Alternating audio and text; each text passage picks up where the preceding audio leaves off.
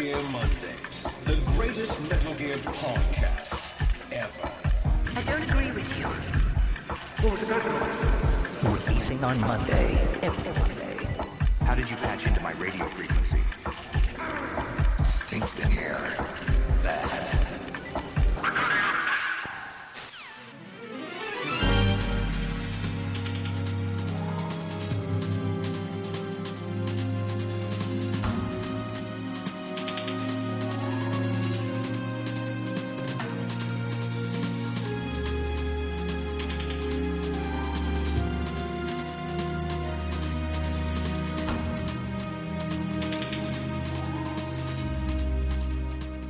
Ladies, gearsmen, babies, and gentlethems, welcome to Metal Gear Mondays. It's a podcast, if you can believe it, about Metal Gear, Hideo Kojima, the media he influenced and the media that influenced him.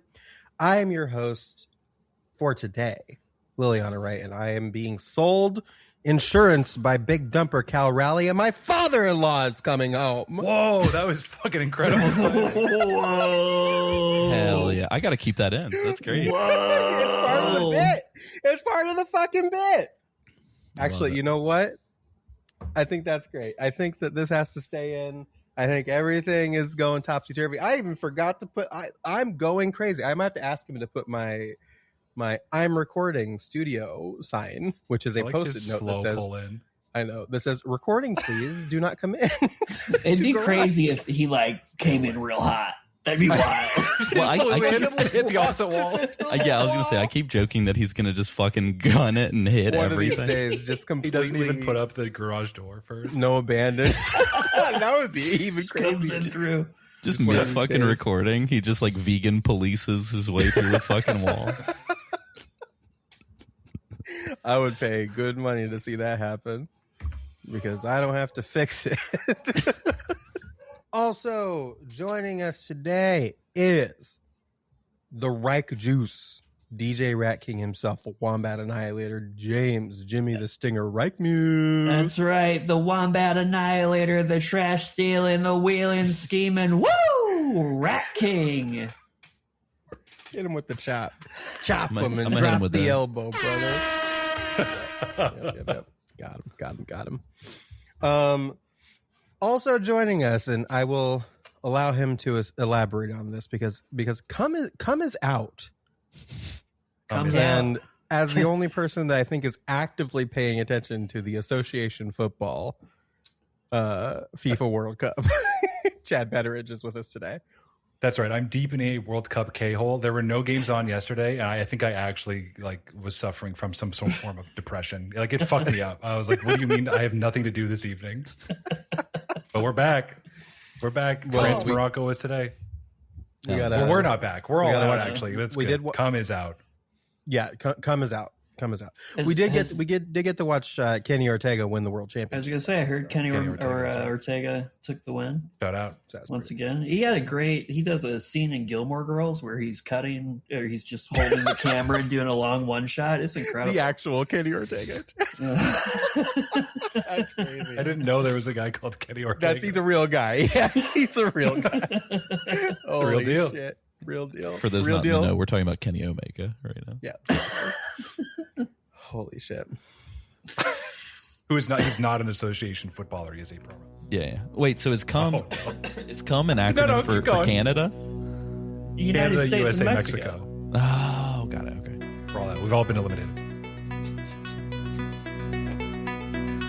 I'm going to have to mute myself for this one.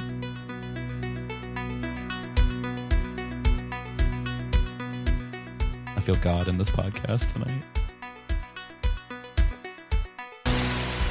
Ladies and gentlemen and everyone in between, in this corner, he's been here, he's been there, he's been everywhere, from England to Auburn to old St. Louis to the Big Bad Apple, and all the way to Atlanta, Georgia.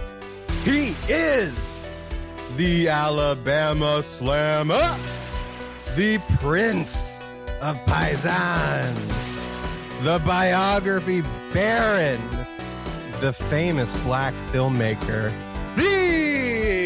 multimedia maven. Never tell him the odds or that you're mad at him because he's our best, most softest boy. After fighting back illness, death itself, and apparently the entire nation of Italy to rejoin us here today, I and Metal Gear Mondays are proud to welcome back Alessio Big Ghost Daddy Summer School.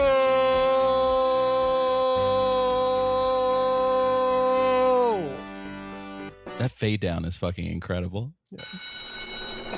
Class is in session. That's so good.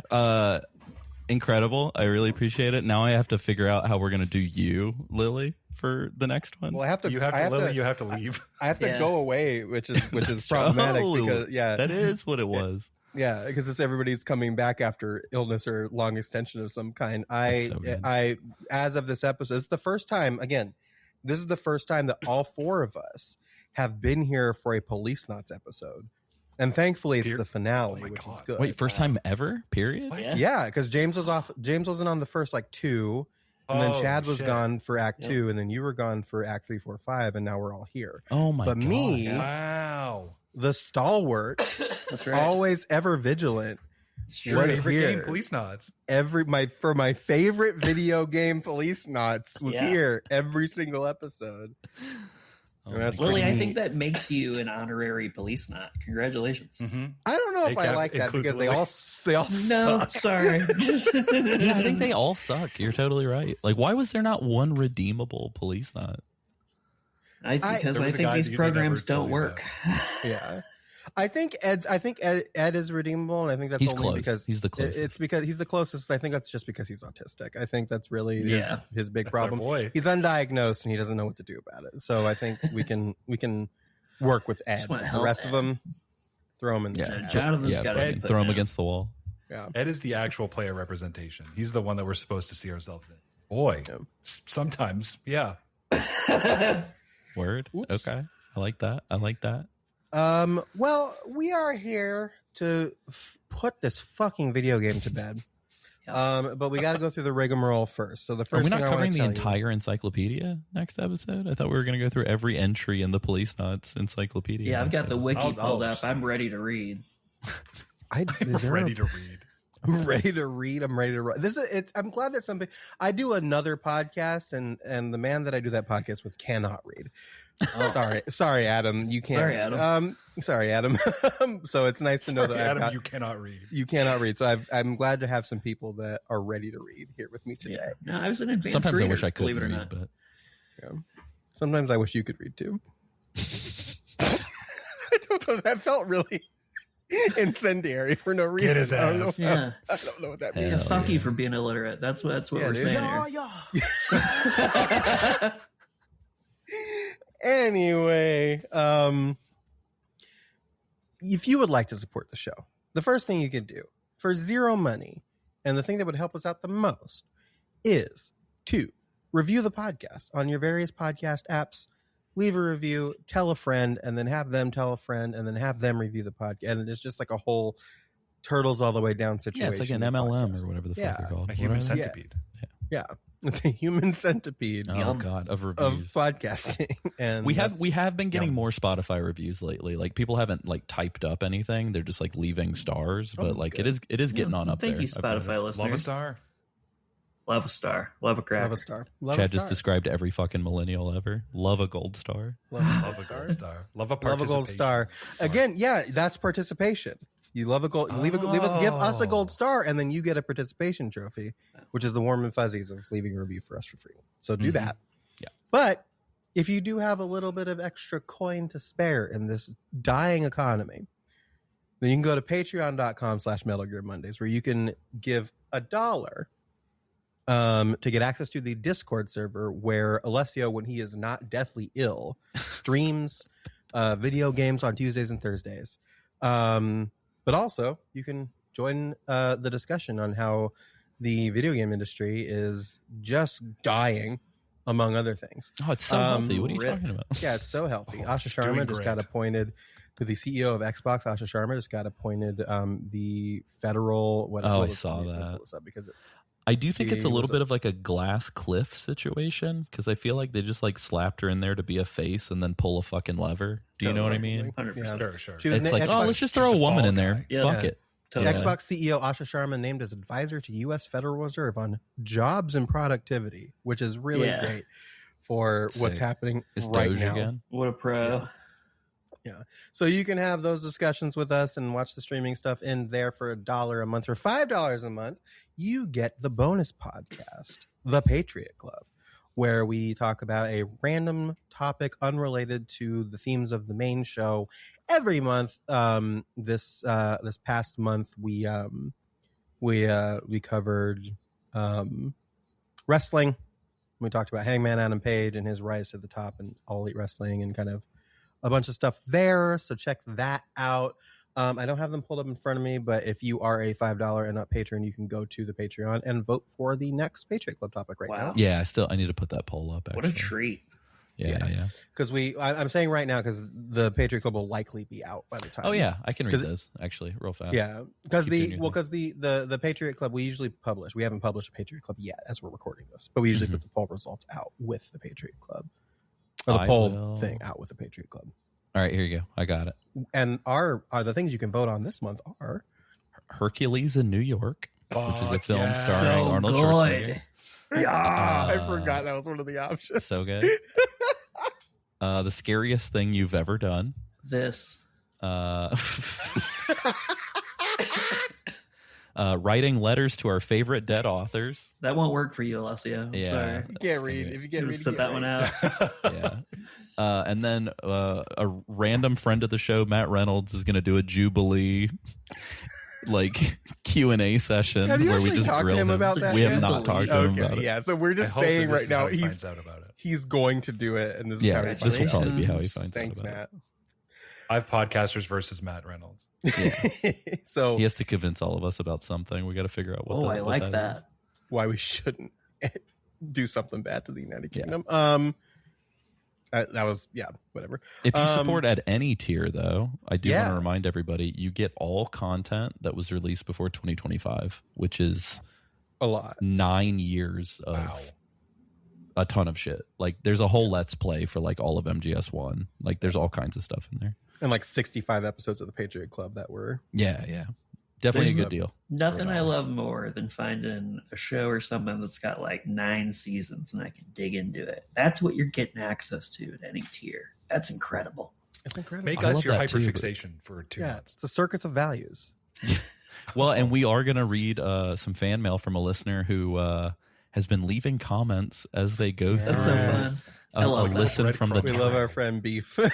Yeah, I it's want been everyone very to fun. do that. Yeah, it's been very fun to see like the progress. It's like a random comment, like 20 episodes later, a week down the road, and I'm like, "Holy shit, you're listening to He's a lot of making this crazy shit." progress. He's on the clip. Get caught up It's pretty impressive. soon. He's about to jump into Metal Gear Solid 5, which is like pretty Buckle close up. to like Yeah. buckle up.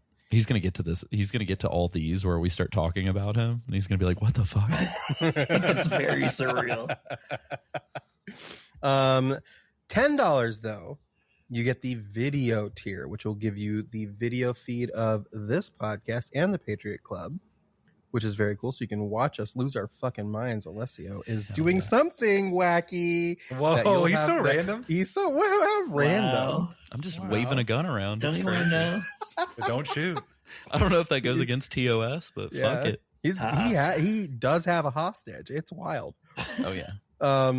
But one of the things that we do at $10 is also thank you. Jeez, put it Is down. also drop it, sir, drop it. You have so much to live for. Dude, look how hit he's my got a music. gun. Don't hit my music. Don't throw your life away, son. But we also take all the $10 patrons. We put their names in a hat. Oh, Jesus Scared the fucking shit out of me. Christ! That shoot scared Whoa. the shit out of I'm me. sorry. Oh, I wish Riverside Unexpected. would fucking normalize these clips. It's very fucked up, Alessio. Yeah. Blaming Riverside now. With my trauma and James's trauma of a Japanese man getting excited. yeah. We do forget sometimes that Chad was in a shooting incident. Oh, that's Oh, right. right. Vote on the Patreon if you'd like to hear more. So sorry. Yeah. In Canada? Yeah. What are the Yeah, I fucking did. statistics? Like, what are the chances that the like Why are one you shooting surprised? that any of us you have knew been about in? that. No. I know, but I just for the theater of the podcast. Yeah, The theater of the mind that comes Yeah, with yeah. doing this podcast. The odds of that Statistically have to be pretty speaking, every American on this show should have been in 2 shootings already, and somehow Chad's been in 1 and we've been in none. Yeah. I got out my numbers. Maybe I'll be getting a second one before this episode comes out. Oh my god! That'd be insane. Please don't. Go into a public place, throw a gun at somebody, and just tell them to start Shoot me. shooting. Witness me. Go wild. Just fucking crazy shit.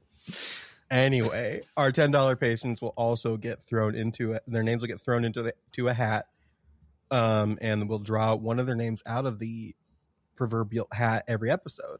And our $10 sponsor for this week is Johnny Flores Jr. Let's go, Johnny. Talk about a Johnny that finds himself in really just insane situations. Yeah. We're going to talk about one of those later when we get to the topic at hand. But first, let us do our plugs. You can find me on the internet at linktree.com/LilianaDom, where you can find all my socials and my books. That's pretty cool. Alessio, where can I find you on the internet? I'm gonna use my plug this week actually. So for the first time in my life, I am playing a game that is actively dying around me, but I'm clocking 200 hours. So I've been playing Marathon like a fucking crackhead. He has been. It's crazy. Legit might be my favorite game of 2026 so Hell far. yeah. But It's it a great sucks that it's dying. Yeah. Anyway, I was playing and I got randomly paired with a Canadian by birth, a New Zealander by work. Choice? Yeah, I guess. Was that the word you were looking for? maybe not. Anyway, she was great. Trans woman, content creator, streamer. We got randomly paired and stuck together and played for like 2 hours together. And she was No. That's He's beautiful. replacing No. you. but she's- Trans woman, okay. We're pushing it a little bit. Trans content creator? Absolutely Did I say that? not. I didn't You mean to already say that. you You already did. have one of those. That's true. That's true. Have one of Unless those. he was quota like, hey, do you want to fill is out a full. resume or like an application? Or... But she's a variety streamer, so if you're like, I don't want to fucking watch marathon, she does do marathon streams, but she does a lot of other shit. And yeah, just has a really cool background. Worked with the OBS team for a while. Is like an official partner with certain brands and stuff. Really cool person. But you can find her. It's Really cool person. EVIE and then VEEVE. So it's EVVV. Fuck yeah. I'll drop a link in the show notes. I don't want to become a carbon copy parody of Duckfeed, but if you're a marginalized creator and you want to get your project amplified, send us an email, contact@metalgearmondays.com with your name, pronunciation, and your pronouns, and like a link to your project or whatever. And like, I would love to shout some folks out. Yeah. But yeah, As anyway. long as you're not a trans female content creator, we've already Yeah, you got specifically one of can't do those. that. Yeah, no, I'm kidding. But That's yeah, really thanks cool. for That's actually playing very, around, very neat. EVV. Thanks, EVV. I do want to shout out one quick thing. This is like one of my favorite times of year because as we're recording, Summer Games Done Quick is happening right now. Yeah. And I've just had it on in the background basically all fucking week. And I love Games Done Quick. As we're recording it, they've raised like $800,000 for Doctors Without Borders. MSF shouts out. They usually do the Prevent Cancer Foundation at the beginning of the year during their regular GDQ stream, but they're doing summer right now. It'll be over by the time you hear this, but go to the Games Done Quick channel and watch like some of the VODs. There are some really, really incredible speedruns in there. But there's like a lot of really like funny ones too. So just go check out Games Done Quick and give them your support because they're really cool. It's not fair. They should not be able to run it at the same time as the World Cup because that's what the fuck am I supposed to do with my Yeah, you schedule? gotta I know, get- that's crazy. I They have know none it's- left. 2 screens. 2 screens. Two screens? It's Yeah. 2026. Get 2 screens. That's my Subway Surfers. Yeah. It's fucking Yeah. football, Millennial dude. version. There's so much dead Game's time so between quick. goals. Come on. Okay, I'm gonna kill myself. I'm kidding. You're Italian. What is wrong with you? This is why Italian's not in the World Cup. Yeah, right. No, I will say there was a part of me like when I found out Did that you we say- hadn't wait, did qualified. you Did you say It was- Italians not in the World Cup? hell That's yeah. what I Yeah, was you- going to point out. No, wait, no. That's I why didn't. Italians not in the World Cup is what you said. The land Run it of back. Italian. Run it back. Alessio in the future as editor, run it back. Show the Yes, VOD. I will. VAR, video action replay. I love when we make work for Alessio live in the Oh, yeah. moment. That's Pretty great. great. It's my favorite thing to do. It's always It's also been my favorite thing. Put a marker. This is why Italian's not in the World Cup. This is why Italian's not in the World Cup. This is why Italian's not in the World Cup. This is why Italian's not in the World Cup. Italian.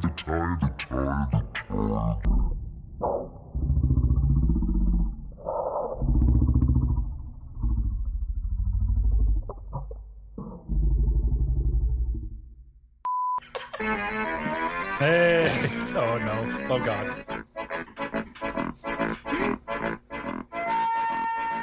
The fucking clipping is incredible. That sucks. That sucks. Oh, I get nervous every time I hear it. It's like Pavlov's fucking bell or Yeah. whatever. You know something's coming around the corner. Pavlov's pizza. Pavlov's yeah. Pizza. But yeah, anyway, sorry, Chad, where can they find you? Linktree.com/kilometers Davis kilometers spelt the Biomort way. That's METRES. Uh-oh, James. What about you? You know what? I'm gonna do it. By the time the next podcast comes out, I'll make a link tree. You can find me Okay. SoundCloud, DJ Rat King. I also just wanted to shout out. I like the judicious nature of Alessio, as if there's this overarching goodness in the world of you get one plug, and he used his one plug. That was beautiful. Yeah, I he used didn't it. say his thing. I used it for selfishness. Well, last week you used it to pimp Esoteric Abs. That's fucking right. I That's the did. last I time. did. Which Alessio wouldn't know. But everybody should still play Esoteric Ab. Very, very nice, nice developer. And yeah, go listen to my music. I'm making more right now. I downloaded hell yeah. Ableton instead of Oh, Logic yeah. Pro. It's a much better experience. Ableton Gang. Ableton I'm game. an FL Studio boy myself. Man, old I school. started with FL Studio. Yeah, I that was was like my 13. high school year. That's right. Yeah. FL. Oof. Hot. Did you know? A child at heart. Did you know that Deadmau5 was in the OG dev team? for That's that? crazy. Deadmau 5? Yeah. Deadmau 5. Wow. Okay, I really. Canadian. You say that. I earnestly thought it was Deadmau 5 for a little bit. I'm gonna fact check All right. that real quick. There's support groups out there, I'm sure. I'm sure. Everywhere. Yeah. He started his career. Working No shit. with- Oh, that's cool yeah, as shit. Pretty crazy. Very cool. Well, that's us. We do have, before we get into it, we do have one other very exciting thing to tell everybody about. And that is Oh. we, except for Chad Petteridge, are coming back to Portland. Come. That's right. We're going to Come is be come is in. We are going to be back at the Portland Retro Gaming Expo this year. And we're very, very excited. We're going to be there from Friday, October 9th through Sunday, October 11th. And we're going to be hosting hella panels. We're going to be having Holy shit. yeah, we're going to be having a I don't want to like very specifically confirm them unless you can tell them the information that you feel like you're comfortable sharing right now as far as like what we're doing. But I know that we're hosting at least 2 panels on Saturday, and then we've got a another Metal Gear Live show happening. We're pretty sure Friday evening, and then there is a good chance we're also going to be hosting a panel, at least one panel on Sunday. Woo! So we're going to be there. We're going to be busy, and we're very excited about the fact that we're going to be back at PRG. They've been very gracious with us, and it kind of is starting to feel like a weirdly a home convention for us. So Yeah, I wish my home convention wasn't literally on the other side of the fucking country. Oh, But shit. maybe Dragon Con yeah. can be our Oh friend. yeah, I'm so sad. I'm so sad for you. Yeah, I think you I'm might be pumped. more east than I am, Chad. Oh, there's an added. definitely. There's a bonus difficulty in there. No, I yeah, he's got understand. multiple. No, answers. easy to come in. Easy. Well, easy to come in, not easy to leave is maybe the issue. Well, no, it's easy to leave, but the condition with which you leave is very different. Oh no! Yeah, I'll be going to El Salvador in 20 pieces. Yeah. So because of the way that the political climate has evolved since last year at PRGE, Chad unfortunately will not be joining us. Oh, but that's for that's real. for Yeah, real. he's damn. not going to be with us. Yeah, That's unfortunately. Another reason for me to hate on who I hate. You like that? Me. Yeah, Chad. Yes. Yeah. Fuck. Leave it up to the listener to decide. But of course, Democratize your hate. Yeah, democracy. Of course, me and Alessio will be there. James and Nick will also be there again. We're bringing intern Alex with us one more time, so Hell yeah. This might be his last one, depending on how he acts. Yeah, yeah, he's on probationary period. It's his last probationary convention, so we'll see. I'm wondering if it might be a good idea to like bring because since I live in Washington, me and Alex are just going to drive down. Oh, that's hot. I love And that. so I'm wondering if it might this might be the perfect time to bring a fat head of Chad with us. So that he what can of be- Chad? Like a fat head, like a big standee of Chad. Is that what they call those? Oh, that's good. Can I be so fucking for Well, real fat for a head- second? I thought that was like a marijuana. That's what I thought too. I was Yeah, I like, was you like, guys yeah, gonna you're get bringing lit? fat head. Chad was Absolutely bring a fat head, Chad. We're gonna burn one for Chad on the way over. We're burning up that Chad. You know what I'm saying? We're in I got a the fat head of Chad. we got we got that PNW Chad, baby. Let's fucking go. I think we can. So we're still trying to figure out what the live episode is going to consist of. Mm-hmm. We're trying to figure out if we're going to tie it into what the two major panels are going to be, or if we're going to do something just sort of apropos of nothing, kind of like we did last year. Though this year probably would have been better for Snake's Revenge because we're going to be talking to the guy who did the fucking box art for Snake's Revenge. Yeah. But the two panels on Saturday, I'm like 99% sure these are going to be unchanged. We're doing Silent Hill 1 voice cast panel we're hosting. So sick. And then we are hosting the aforementioned like art of Konami, sort of Castlevania specifically, but I would say more than likely going to talk about like the box art of Western Konami games in the 80s and 90s with that said artist. So Tom Dubois, I think is his name. Dubois. Tommy of the Wood. So that's super exciting. So that again, that is coming up Friday, October 9th through Sunday, October 10th. And it is July, and this is the most advanced notice we've gotten that we're going to be back Incredible. before. It's It's really nice great. to know. That's awesome. Yeah. So if you are able to make plans to come see us in Portland, we would really love to have you out there.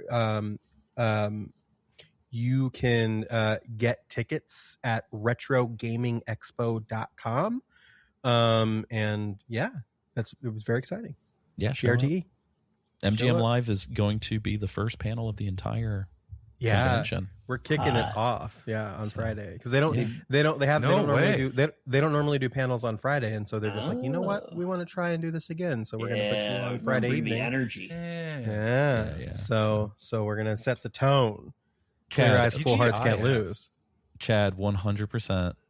And like, to be clear, I'm incredibly bummed that I'm not going to be able to spend time with you. I'm very sad. You should send me like a video message to play in the middle of the live show.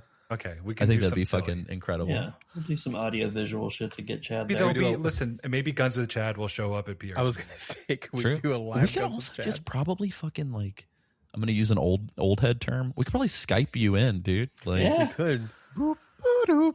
Yeah, I mean, if the technical difficulties wouldn't be a pain in the ass. Yeah. We'll figure it out. Right. Anyway, I mean, look, if it's we gonna want to be go more old school, we could probably smuggle you in and out of You the could country. Yeah. suck me in. Like, we've That is got the true. resources. We did just watch what? We did just watch to be fair, Leo Rush is a considerably smaller man than you, but That is true. Like a good foot. yeah, we could probably figure out how to smush you into a duffel bag though. I think we can make that work. we'll get a magician to help us. We'll saw Yeah. Chad in half. Yes. We'll smuggle him over, and then that Reassemble magician will have to him. like put him back together. yeah. So then we also have to smuggle in the magician. So we need a second Well, magician. He to doesn't cut have that to be. magician. Oh, that's Yeah. true because he's gonna be. Yeah. He's gonna have to. No, there'll be two magicians. One on the Canada side, and One on the U.S. side. Yeah. And then the Oh, they have magician. to, like, but does that work? Can you mix magics? Oh, I don't know. Also, The American magician might be a sleeper agent. Whoa. This is what that practical magic is about, right? That's what I... That's true. I'm gonna write a fucking film that is this premise. That's fucking sick, honestly. The idea. Prestige, but stupid. Yeah. It's like Nirvana the band, but Prestige. Oh fuck! I don't have a work visa for the U.S. I can't do magic there. Incredible. Anyway, RetroGameExpo.com, PRGE, October 9th through 11th. We're very excited about it. Let's move on to what we're going to talk about today, though, by recapping what we talked about last time with my favorite segment, Walking in the Light with a Man That's White. And here to be Liliana's white victim today, it is, of course, Alessio Summerfield, who not only is going to tell us what we did last week, but what he thought about it. Oh yeah.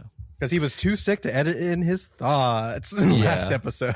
I literally just like edited in myself at the beginning to apologize. And he looked rough if you watch the video. And that was like I think I can do it right now, like version of myself. Mm-hmm. Yeah, so I thought that acts 3, 4, and 5, I thought that when the pace got grooving and Jonathan didn't have time to be as much of a pervert, that the game was really good. It was like really fun. I don't know. I think I've been saying this throughout the season, but it's like the table setting is great. I think the bones are great.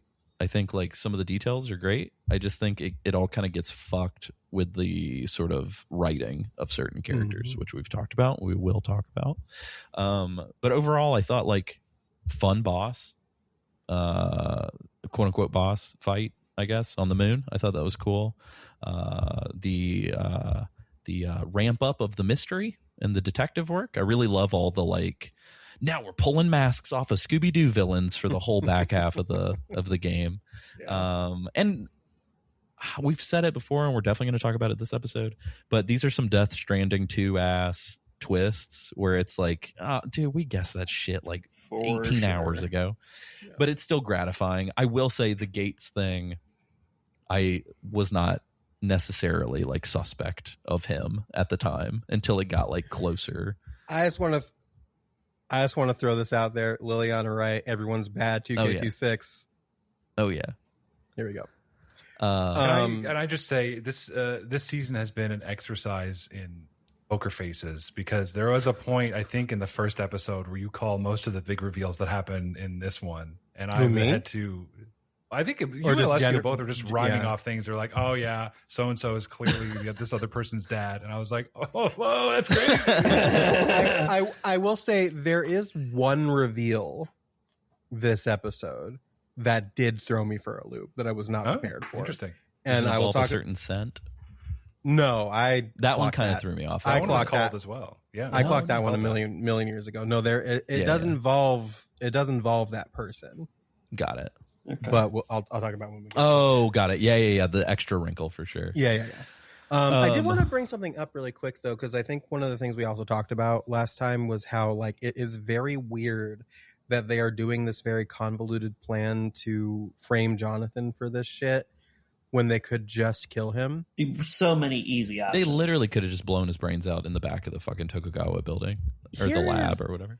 Or literally any, like, I think one of the things, or anywhere, literally really. Any point after he crashed the party at Tokugawa Tower, I think they could have just killed him, took him out back. I think they literally could have killed him anytime once he got to Beyond, and it would have been fine. Yeah. Right as he honestly, I wish he had died on the job before he was frozen. Well, they all were like, we wish you would have died in space, you stupid fuck. That's so true. And you're like, hell yeah. Hell yeah. The background to that should have been that like they caught him jerking off to like somebody's like spouse or something. Not that he was too moral for their plans. Yeah. So my thought though, and this maybe requires a little bit of backflips, but I was doing some thinking about it because there was that line that Gates gave about how Tokugawa was thinking about buying AP. And my thought is, imagine if they're doing all this shady shit, but they're also they're staging this like manhunt that the police are bumbling. in order to make it more appealing for Tokugawa to then buy the police, because like, look, Tokugawa makes everything else better. He should control the police too. And then that's what this whole rigmarole is about. And that was the plan initially. It's actually not a bad idea. That takes a little like puzzle sleuthing and maybe thinking about I kind of like things that in a way that like maybe Kojima didn't think about them anyway, but like that would make it make sense to me. And I don't think it's that big of a leap to presume. Yeah. I am excited to talk about. I'm gonna fuck over the postal service and then suggest that we need to like. Right. It's like there's real life versions of this exact situation. Yes, that's exactly. Cool. Huh. So I made it better in my head, and that made me like the game a little bit more. So, I'm not gonna lie. Preview for this episode, the epilogue weirdly got me feeling like some semi-sentimental and like a little emotional. Was nice. The epilogue was nice. The epilogue actually made me be like, oh, like I kind of want more in this universe now. Like I felt it a little bit at the end. I felt the warm fuzzies. I was like, I wish they would have started writing here and then wrote backwards. No, that's exactly what I mean. Yeah, 100%. Yeah, let's go with this tone. And there's just so much shit in this episode too that like Jonathan like does some stuff and says some stuff where I'm just like, yeah, this is the guy that I want to root for, and it's just like, ugh, okay, but because he's an asshole. He's being goofy again. But I am excited to talk about because I think it's one thing that Snatcher was a little bit more on the nose about it, like what from Snatcher, what shared DNA would eventually end up in Metal Gear. Mm-hmm. I think it was pretty on the nose in terms of like you could see kind of like the bits and pieces that would like ripple out to the rest of Kojima's work. Mm-hmm. I think this game has a lot more, surprisingly, that would kind of carry forward, but it's way less like in your face. Mm-hmm. And so I am really excited at the end to kind of talk about like, oh, here are all the little minor things from this game that would kind of like resurface in later Kojima projects. That's interesting. Sure. But anyway, I'm still mixed on the music. I don't know why. There are people online that swear it's like the best fucking music in Kojima's oeuvre. Nothing Snatcher when it comes to the music. Yeah, there's some standout tracks here, but I don't know.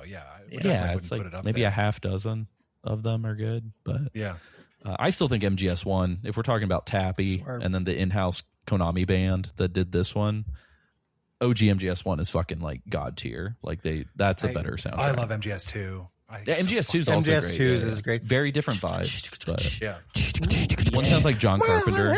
One sounds like fucking Dreamcast jungle music. Ooh, that's what I want. Yes.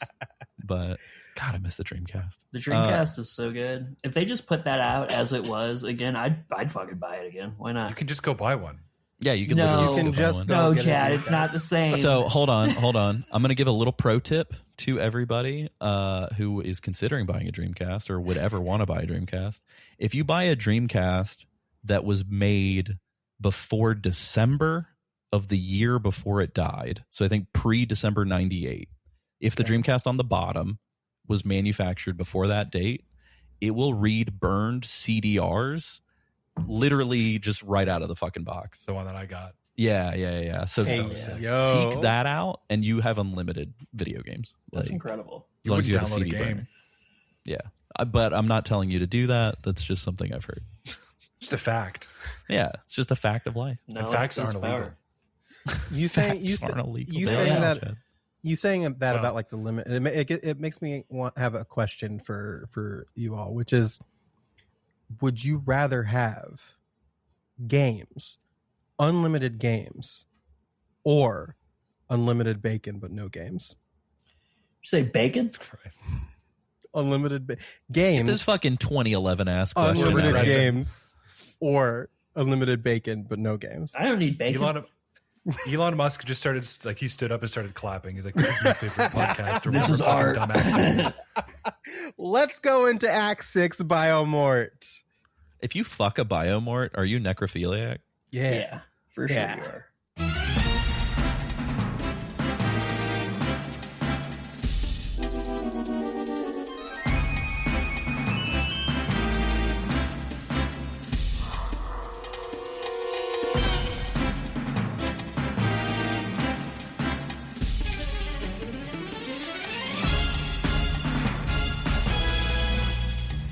somebody who tries to make a distinction between fucking a corpse and fucking a biomort is the exact same type of person that makes the distinction between a pedophile and whatever somebody who likes kids above a certain age. Yeah, like that's the It's same type of thing. Yeah, Thank you. Yeah, like that's the same person. That's the same person. Yeah. Don't fuck a biomort. Yeah, don't. Just I'm get a so glad you t-shirt. said it. I'm Podcast going over. to come out and say it. I don't Hot- think hot fucking take. biomorts is cool. I don't think that's a good Oh idea. no, We a should. pregnant biomort. Oh, we should. Let's get out of here. Fuck. It's a Jonathan ass what questions what that Hate is. that. Hate that. Hate every second of think- that with every fiber of my being. Do you guys think Salvatore fucked biomorts? Yeah. I mean, he's Yeah, been up there so absolutely. long. See, this is the element that was missing from last episode. Is just Alessio asking disgusting, fucking putrid questions. Yes. That was Gooner in missing. chief. We're missing. Back. Well, so it's the oregano. Alessio's the oregano that adds the spice and the Yeah, flavor there we to the go. dish, which There we is go. is Oregano. fucking a fucking a Oregano? biomart. Is oregano Yeah. from Italy? Is that the joke? Yeah. It's an Italian spice. Yes, Okay, word. It's good. Yeah. it's Yeah. good. I love oregano. I just James, get the didn't know the fuck out of origin of oregano. I'm sorry. Oregano. Acting like I'm a lunatic for not knowing where oregano comes from. I said it wrong because Oregano and fascism come from the same place. It's Okay. It's true. It's That's a good way to true. remember it. Yeah. It's true. Great mnemonic. We are at Ed's house. We've made it back from the moon alive after 6 days. And they have kidnapped the semi-autistic Mark and have left Undiagnosed. Undiagnosed. He's Sorry. James Ed's sees himself in projecting. this I see character. myself in Ed, who I think is projecting onto Mark. That's where I'm at. So Yeah. But they have kidnapped Mark and taken him to AMM. They've left a note written in cum. I mean, it's not like, okay, if it's not coming, what is it? It I agree. cum. It's clearly Also, why cum. did they fucking, even if it's not cum and it's the artificial blood, why would you do that? Yeah. Why is it in his Just blood? use a then? pen. So many Shot him. ways. Mark to shot write him. it. Mark What is shot up him. with Yeah, absolutely. fucking Redwood bleeding 24/7? That's all he He does. gets shot a lot, to be fair. He gets shot I've- a lot. I hate Tony Redwood. I don't hate Airplane Tony Redwood. It's just every other fucking No. iteration of this No. guy sucks. But Alex Hill Tony Redwood is chill. Takeshi 6ix9ine Tony Redwood fucking sucks. we don't like him. Incredible. We don't like Best him. sentence I've And- ever heard. And I hate him narratively. I hate him mechanically. I hate him spiritually. I hate him. I hate him in every way you could possibly hate that man. If Sexually. the world sexually, if the world hates Tony Redwood, I am against Tony Redwood. If Tony Redwood only has one hater, then it's me. If Tony Redwood has no haters, then I have left this fucking world. I hate Tony Redwood. damn, Yeah, Tony Redwood fucking sucks. he does though. I bet his fucking drug addict family that we'll be discussing Whoa. shortly sucked less than he did. So. Probably, yeah. There's a lot of Speaking fucking of family. wacky twists. That's another one that I didn't expect. The twist there too with Mark. Does that twist even matter? That's the No. thing that's kind of weird to me. It No. feels No. very It unnecessary. It should, but nothing. it doesn't is the problem. It should, but it doesn't, and that's part of the reason why I hate him, because it's just like all of these things that should matter to him don't fucking And they don't. just don't. Yeah, I had a Why full is moment every where twist in a fucking Kojima game is like he's actually for your dad. 30 seconds I was excited about the twist, and I was like, "This your is dad. nothing. This is He's nothing." your dad. He's your dad. Yeah, it's like inverted George Lucas instead of like, what if they were all kids? Kojima's fucking go-to is like, were he's all actually your dad. Everybody's actually related. That was a really good George Lucas. Just like a really They're all subtle kids. advice. What if they were all kids? Fantasy 8. I love that game. Oh no. Leave me alone. Near Automata, I love to be. You would. So everybody's quick, there. Oh, yeah, go ahead. Anna's dressed like Vegeta Yeah. for some reason. Like the Ooh. fucking Anna's- fusion. She's got the fusion earrings on. Oh, What the yeah, fuck what is the- this yeah, what's going on fucking with that? yeah. Somebody's She's about to stylish. fusion Han in the next scene. I tell you what. The Yeah, LA Anna's Dodgers just like are all Vegito. fucking rocking. Yeah. Meryl is not in blackface, thankfully. We had questions about that last time. Okay, hold up. Why the fuck are Meryl and Karen even there? Why are they at the Brown A residence? lot can already? happen in 6 days. You know, Well, That's home all of a base. sudden they're like a fucking resistance group. Yeah, Like but that was why- the one thing that came up last episode that I'm like, what is going on? yeah. Which would be, I'm cool with them being a resistance group, but why the fuck are you doing it at Ed Brown's house? He's one of like the Right. biggest suspects. Yeah, Go exactly. somewhere Yeah, else. he's actively Yeah. being hunted That's by true. the That fucking is government. We had questions as to why they were even doing it at Karen's house, and I had like a kind of a weird backdoor loophole for why Karen's house is okay. We should not be at Ed's house. No. No, it's crazy. None of Meryl, them I should can be at kind of Ed's see, house. but like, okay, she's looking after the kids. Sure. Karen, as far as Tokugawa is concerned, should have no fucking relationship with this man at all. Yeah, Karen. God, Karen. I wish Karen would have shot Jonathan on the last episode. That would have been rad. been great. I guess there's no Karen- like neutral third place for them to go. Is the that problem we've seen. There's a That we've million seen places fucking- they could go to. That's true. And that's why I'm Go to saying an alleyway.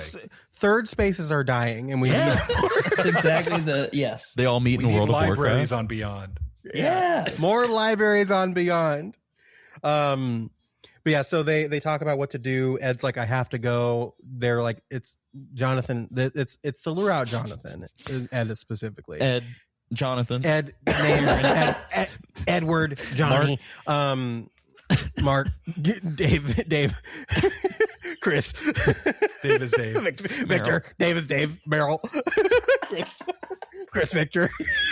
Chris Victor is Chris Victor. That's my new fucking username. Chris Victor. Not Chris Victor. Not Chris Victor. Chris Victor sounds like a fucking like a side villain in an 80s film. Yes.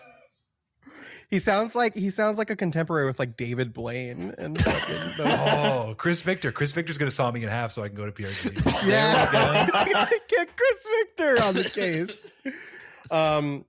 They're trying to figure out what to do though, and Karen's like, "Well, we'll use the cameras we have in the museum for the Beyond Co celebration to kind of." Whoa, Yes, hold that's on real quick. walking What was the continues. connective tissue between Ed's house and In the museum? the museum?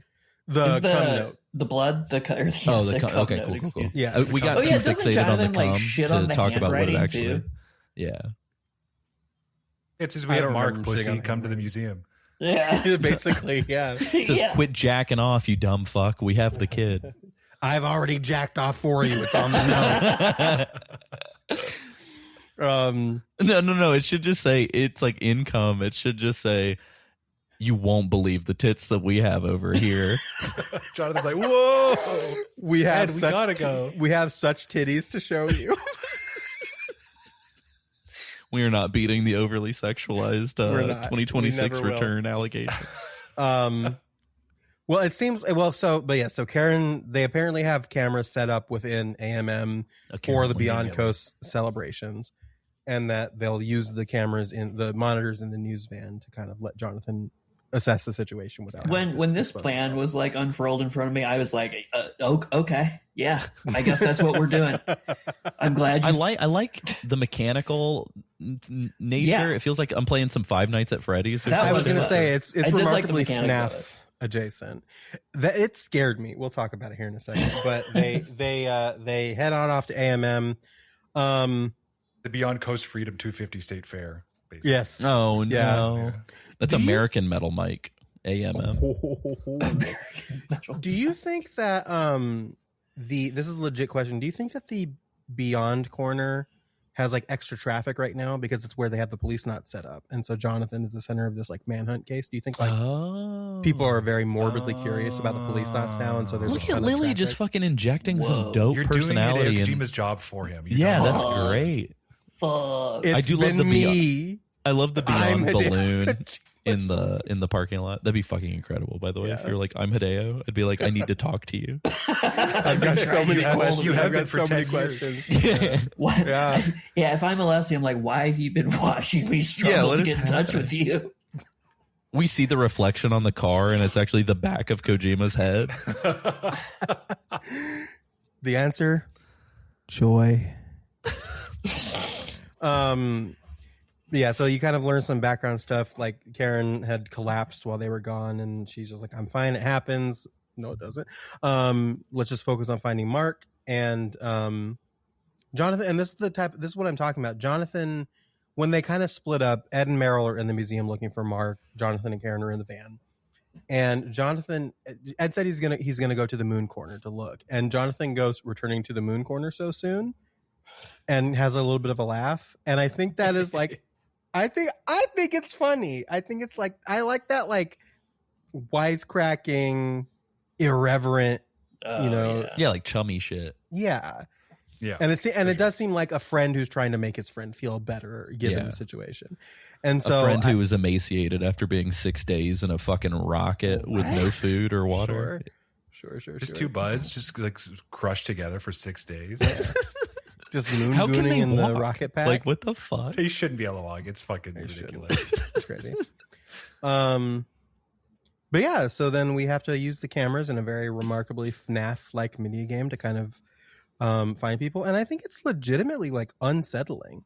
Mm-hmm. Sure. I didn't I didn't like it. Parentheses complimentary, because like, so the whole concept of it is that you've got 4 monitors. Each one can flip between a close-up shot and a wide shot of one of the corners of the museum, the lobby, the moon, beyond, in the space corner, and periodically you'll like see things that you have to look at, and then you have to go find Meryl and Ed, tell them, they'll go off to a different point, and then they'll just like kind of appear. Mm-hmm. And so like you'll flip a camera not expecting them, and then they'll just be there. And that happened. Jonathan or Ed and Meryl both jump scared me a couple of times. Yeah, that's awesome. This but, I think it's the smoothest iteration of the Snatcher Policenauts inspect a random list of things. Yeah, a certain amount of times in order for the scene to progress, because it's the one occasion where like the gameplay is actually in service of the narrative. Like there's a reason why you would be flipping through the cameras and just looking at shit. And so it actually like it makes it a much more smoother experience. Like everybody else, I like this quite a bit. It's a point where you like want to interact with it, and they give you a way that not only lets you interact with it, but also feels, to Lily's point, like really creepy. Yeah. I feel like I think I have a Pavlovian fear response now to spacesuits being places where they shouldn't be. Yeah. It sucks. It's kind of a scary vibe. Like, well, because like you see Tony in his biker suit at one point, and then like if you stay on him and you tell them to go get him, and he'll just like, when he moves, he'll just like fade out of existence, and it's terrifying. Mm-hmm. But then you'll get another shot of a spacesuit holding Mark's hand. Oh, so fucking creepy. It sucks. No good. It's awful. I've never seen spacesuits as being like inherently scary, and this game has like completely changed that. The last time I felt this afraid of like a spacesuit was like those episodes of Doctor Who back in the day with Matt Smith. Oh yeah, and I kind of like blocked that from my mind, but this has returned it in full force. Like I do not like this. I don't like it, especially like. Yeah, go ahead. Ugh. I was just gonna say, there's something so inherently alarming about like the image of a child hand in hand with an unknown figure. I don't even have a kid. Like I'm not a parent, but it's an immediate like hackles raised, lizard brain going crazy moment, and it activates the inner Jason astronaut. Exactly. The astronaut suits too. Like I think those are just scary looking. Like the big bulky. Like there's something. They're scary. Like I feel like growing up, I remember seeing like knights in like armor being like the old like knight. Like a standing knight of armor is what I'm trying to say. Mm-hmm. Very scary. Astronaut suits, same type of scary.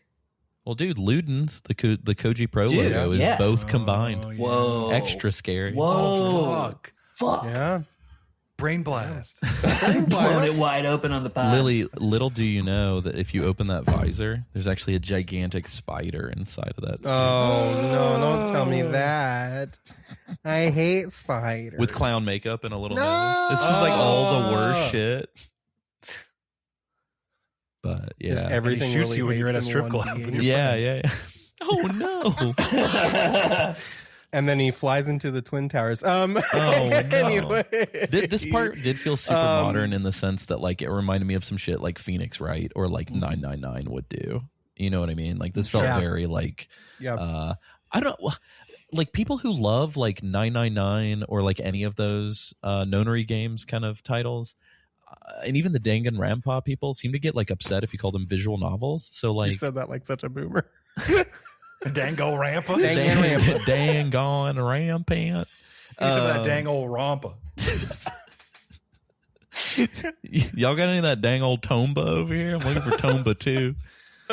But I feel like those games, like people don't like them being called visual novels. I don't know what you would call them, like a visual comic. I don't know, but this felt more like that as opposed to like a visual novel. You know? Yeah, it's weird because I was thinking the same thing, and I was like, I don't know if that's an insult or not, but I was like, I feel like it's the sections like this that elevate it as like a little more than a visual novel. Sure. Yeah.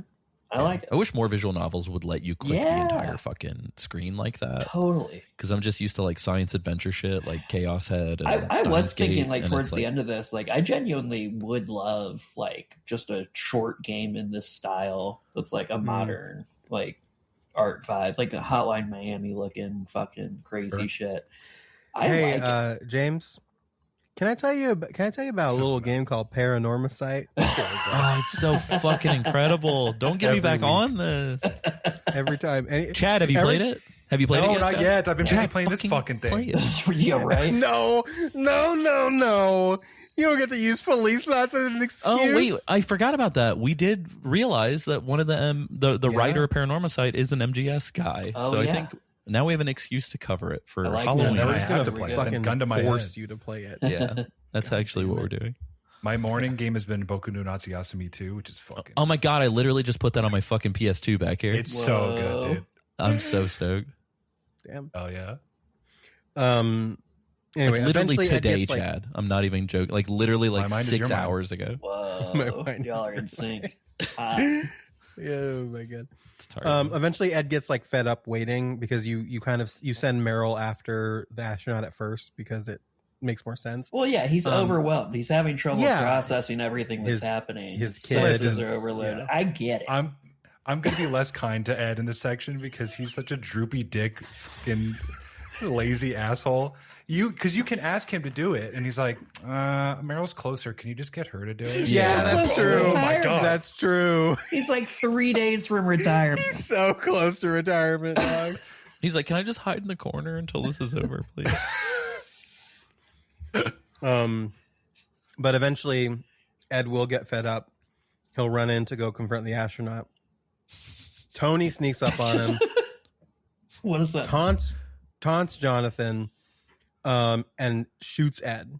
What a cold ass move too, to just be like staring at the fucking security camera and being like, "I know you can see this. Fuck you." he's like, "I'm Tony Redwood, and welcome to Jackass." Bang, and he shoots him.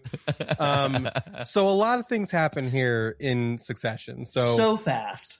It Ed gets happens shot. so fast. Ed, when he's on the ground, mutters something about the spacesuit being something. This is happening in front of Mark, who is descending further into autism as we speak. The same. He's becoming non-everything at this point. Yeah. He's Kellering right before our eyes. You know, astronaut he just might walks if I go away. non-functional at the function. Yeah. Non-functional. The astronaut just kind of like, Fucks off. yeah. The astronaut just kind of leaves. Karen in the van has a spell and collapses. And fucking Tony gets women away. falling down And then and- while all this is happening, Jonathan is like panicked, which like I was get like, it, because holy like there's shit, so I'm much overwhelmed. happening. He's like, what the fuck? Because he doesn't know what to It's like, do. I'm overstimulated. I need breath. And while in the next scene, I've got some things to say. And while all of this is happening, Meryl is screaming Jonathan's name to help. And so there is a lot of overstimulating shit happening right now. And then we fade out. We get a, would you like to save? And then we move on. And this is like, bro, what the fuck? Whiplash. So really great opening scene for the chapter, IMO. I agree. It's crazy to me that like this is how all of Kojima's shit should be paced. Yeah. And yet I know for a fucking fact, I mean, I don't know it, but I know it in my soul that like this shit probably got cut down because they were like running out of money and like in the home, like the typical Kojima bullshit of like, oh, the last fifth of the game we fucking had to slam out because we ran out of money and they wouldn't let me continue to make the game. Well, because to get to this scene, like I obviously like we cut through a lot of the rigmarole to get to this point as quickly as we did, but it's a very Benny Hill Benny Hill. What is it? Yeah, Benny Benny Hill. Hill. Yeah. Yeah. On the fucking Benny cameras. Hill. Like one person's going and then like somehow they're like crossing and not seeing each other and like ending up on different sides of the museum. And Ed's like, well, I don't want to go. Send me. This happens for like a good 3 minutes before you. Yeah. So even then, as exciting as this is, I'm sure it was even worse than how it was presented to us. Yeah. Well, I kind of think too is just like when you go back and you think about like the bomb disposal minigame, which I didn't have like many problems with, but like you do have to go through painstakingly every single bag before you can get. And so there is like a little bit of a pacing issue in the activities sometimes. Yeah, I agree with that. Or doing the bomb 25 times. Yeah. That one I feel like is more of a skill issue than anything, but that's just me. So we fade to black and we come back at BCCH, which may be the place we visit the most in this game. I think in like the we're always here. Slow Beef mentions that like in the files of this, like the hospital location takes up the most location data. Oh, wow. So I think this might be the place we visit the most. But Ed has had an operation. It's successful, but he's still unconscious. And Chris is there. Don't do And it. we're trusting Chris. Don't do it, Chris. And I trusted you. Yeah. And they're kind of talking about like Jonathan's like, you know, thank you for keeping this a secret. Please just like help us out. Anna affirms that like Jonathan being there has sort of restored Ed's zest for life in a way. And then they kind of talk about Jonathan. So she says that it's the happiest that Ed's been since the mom died is when Jonathan came around. And in a rare moment of self-awareness, Jonathan's like, really? Yeah. And I'm like, unbelievably so. Crazy. Well, then she talks about how like he's been doing his best for the kids, for the two of them, and like he hasn't stayed single the entire time and all this other stuff. And she's like, and even the L's bag, like that was so much to put on him. And didn't Jonathan's like, about that bag. And she's like, what? Shut up. Don't say it. And she's like, I know. It's just the fact that he put himself through the trouble of even trying is like insane. Yeah. What a shitty Sorry, thing to do, my fucking, Jonathan. I slipped. My Classic foot rest slipped. He's like, yeah, but it's actually bullshit. Yeah. It's actually a fake bag, loser. Yeah. Also, he groped a dead woman on the moon a second ago. So you kind of have this conversation, then you go to the other room to talk, to check on Karen. She's in the hospital, and you meet Dr. Collins, who definitely recognizes. He's a bro? Yeah, he's a bro. He's like, He's oh, bro. he's like, oh, I feel like I've seen you before, Jonathan Ingram. And he's like, I thought he was going to be his fucking kid. Like, they're going to pull a snatcher or some shit. But he's like, listen, I believe you're innocent. I'm not going to turn you in. You know, hearing the way that Karen talks about you and the way that Chris talks about you, like, I don't believe that you're a serial killer. Chris, basically. don't do it. Yeah. I tried to. No, go ahead, James. I was just going to say, he says one of the cringiest fucking lines I've ever heard. Part of being a doctor is reading the heart as much as the body. You dipshit. I don't want you to operate on me after saying that. Get away from me. That's some fucking. It's ever so slightly less cringe in the PlayStation retranslation because I think he says something like, "Oh, I can't remember." He doesn't say the heart. It's very similar, but they changed the heart to something else that is less cringe, and it's a little bit better. I definitely got the thing heart thing. Yeah. You can try to touch Karen here, but he Yeah. stops you, and I'm like, "Where have you been this whole game?" I could have used you from the very beginning. So there are two things that strike me as very uncomfortable about the beginning parts of the scene. Is number one, her cleavage is very visible under the blanket. Why is this woman's like you should have a fucking hospital gown on that goes up to here. Why are we playing an eroge game on this fucking podcast? I don't know. And then you can try and touch her. And you can't even give it the benefit of the doubt to be like, oh, he's trying to like gently touch her face and like connect with her and stuff like that. And he's just like, no. Or cover up her cleavage for reasons that we'll learn about later. Right. Because when you decide to finally talk to Collins about what's going on, he says, okay, I'll talk to you about it as long as you don't try anything foolish like that again. So it's not even, you can't even give him the benefit of the doubt in that situation. Like he very clearly was like trying to touch Karen's breasts in this situation. Look, And he's had a hard day. Yeah. All right. He's had a hard Oh, he 6 certainly days. has. Kitty. I don't care whose daughter it is. Jonathan needs to just crack open a cold pack of titties and just. Jonathan wants to keep us remember. What is the year right now? 2035, right? So he wants to remind us that he's got those 2005 sensibilities still. Yeah. Yeah. Oh, he's a The good way boy. that the boobs move anytime you touch anybody's boobs in this game makes me think that the way he's touching it is like Yeah, like very like he's like The fucking noise was slapping great. up. Like, what are you doing? which does kind of make it like less like it makes it like it's still severe, but just like the idea that this man is like, oh, fun bag. He's like 6'7"ing their fucking. Yeah, Oh, whoa. I'm always doing that. It's so much fun. It makes it funnier. Anyway, on myself, I should be clear. To be clear, Let me be clear. I'm 6'7"ing my own titties.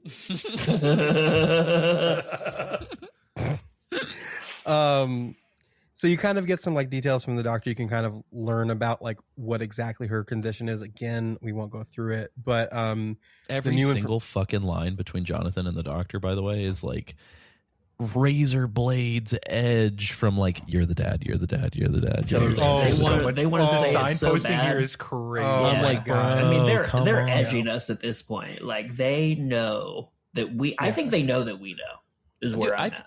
I feel Well, like I even- fucking knew it instantly. Yeah. But they yeah. try and throw a wrinkle in here for a second, but Yeah. you're not fooling me. You're not fooling me at all. I'm like, So basically, so you learn that she's in critical condition, that she needs a bone marrow transplant ASAP. It's the only thing that's going to be able to save her, and it needs to be done before she is not strong enough to even survive the procedure.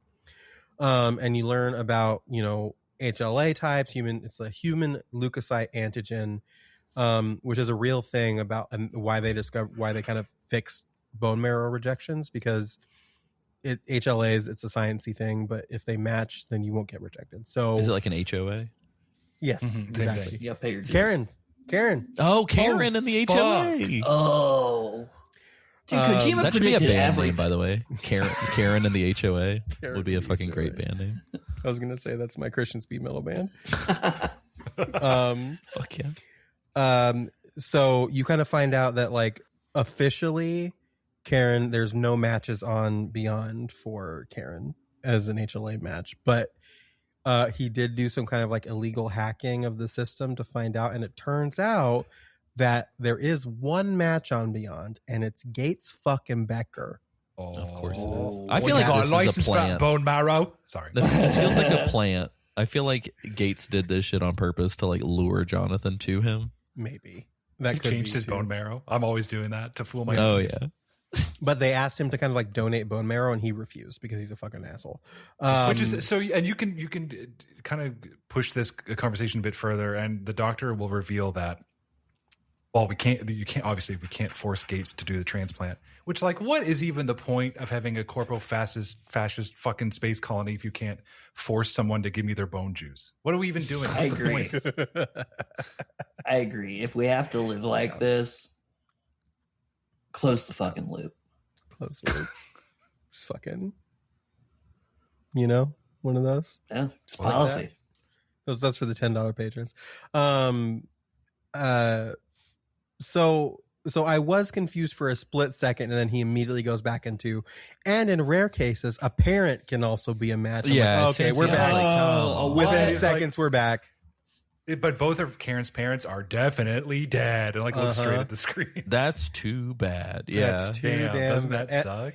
And right before we move on to the next scene, the doctor goes, "Oh, while you're here, we might as well have your HLA checked Just just for in funsies. case." Why not? And Jonathan Why is not? like, "Okay, we'll know in 5 hours. Cool." So after this happens, they draw his blood. Mark, Anna, and Meryl come in, and it turns out that Mark has drawn a picture of the Mark drew perpetrator. this fuck ass drawing. Look at this. This fuck ass drawing.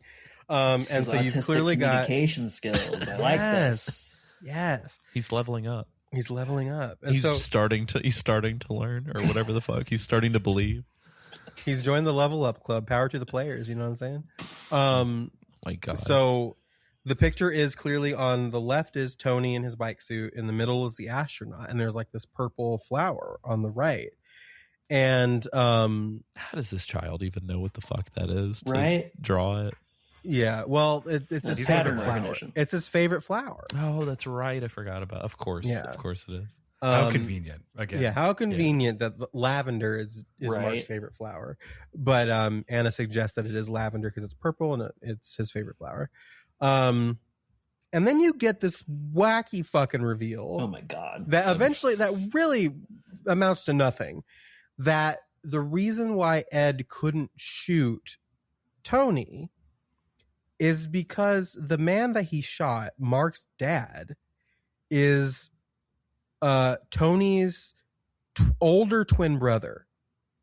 They were incubated at the same time, but his brother was born first, and then Tony was born years later. And so they think that because he was in front of Mark again, he didn't want to shoot Tony and cause even more trauma to Mark.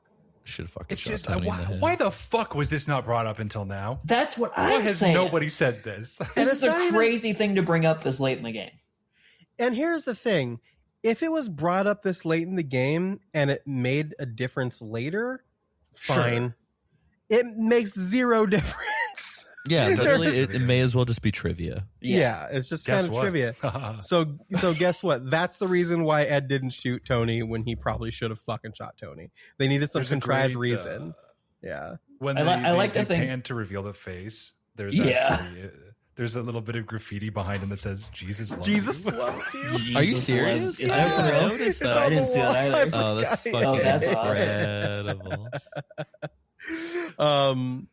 So that's so good. They talk about, I was like, okay, so what does the lavender have to do with this? Who's in the astronaut suit? What was Ed trying to tell us? Because Meryl's like, Ed was trying to tell you who, I'm pretty sure he was trying to tell you who was in the suit.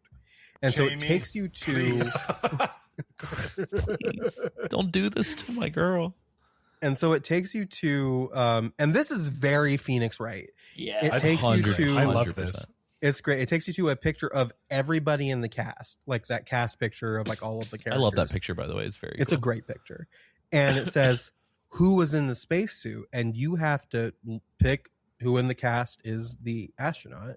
And of course, with all of the context clues, and we've called this going on the way back, you pick Chris.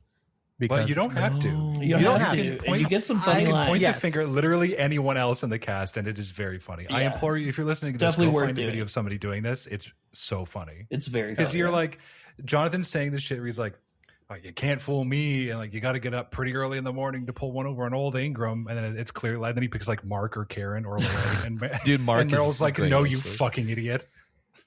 Yeah. I wonder what happens if he picks himself. Oh yeah, I didn't even think that. I think he Meryl doesn't even like chide him. I think he picks himself, and then it's like ... And he's like, "What the fuck am I talking about?" Like the Mark one I thought was pretty cool because she was just like, "No, dummy, that's like the person who is," you know what I mean? Like she spun it around or whatever to at least not make it like you total fucking idiot. But yeah, some of them are like, "What are you even talking about?" Okay, you know what I was thinking of that I don't love about this. Correct me if I'm wrong. But the way that you would know the answer is if you optionally chose to be a creep earlier, right? No. Like, you have to smell her. Yeah, you can miss that reveal, I think. Well, there's another way too, because you can, if you're investigating all the stuff, you see her perfume on the shelf, and you have that exchange about her vibe being perfume, They definitely do things a couple of times throughout the game to indicate that lavender should be associated with Chris. Okay. I was like, are we rewarding creep behavior now? I don't know. Oh, yeah. I mean yes, smell that. Yeah, definitely. Not related. This one also has other triggers. Do y'all not just smell women when you're looking? Yeah, I smell women. I smell a woman all the time, and she smells great. It's me. ABSW, always be smelling women. Am I right? Hey. Legit. Listen, my sweat smells different. Just a buck.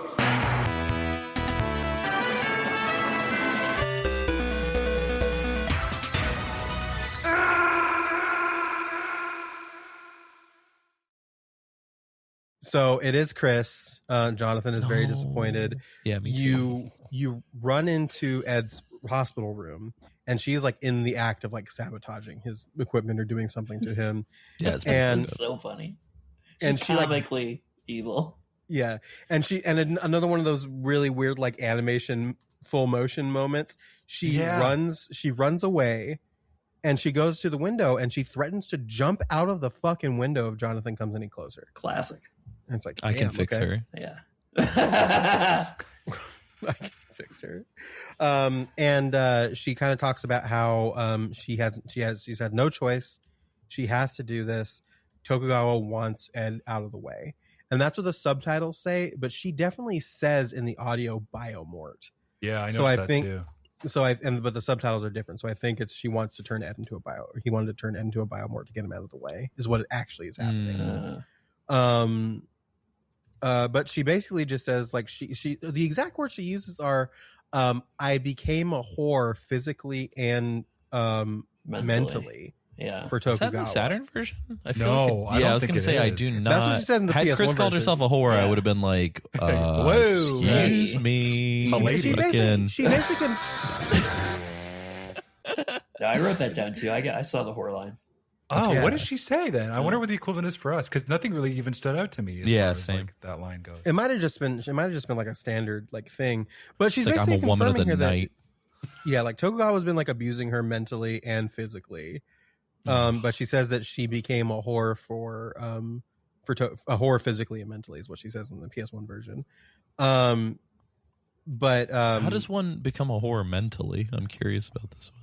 Right Yeah, there. horror mindset. The horror mindset. you gotta have that The whore whore grind mindset. set. that horror grind. That Sigma whore grind set. You know what I mean? Rise and horror. Hell, Even worse. Oh yeah, I'm a whore rising slut moon actually. but why is she But doing you kind all of this? figure out in the well, she's doing this because hey, you remember that picture of her with that kid in her office? Oh, I do. Mm-hmm. I Yeah, remember that wasn't the child of a friend. That was her child, Tony fucking Redwood. Yeah, Unbelievable. that sucks, Whoa. dude. She had the worst child in the history of fucking Beyond. Yeah. I think.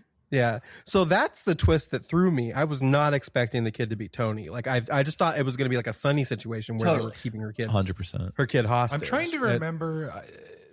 You guys were Chad doesn't know who that is. throwing though. out Oh yeah. spoilers. You guys were throwing out guesses as to who this baby was, and I think you got pretty close. I wish I could remember exactly what you said. I think we got that it was her kid, but that we Yeah. just thought again it was like they were just holding the kid hostage and that it was Tokugawa's kid.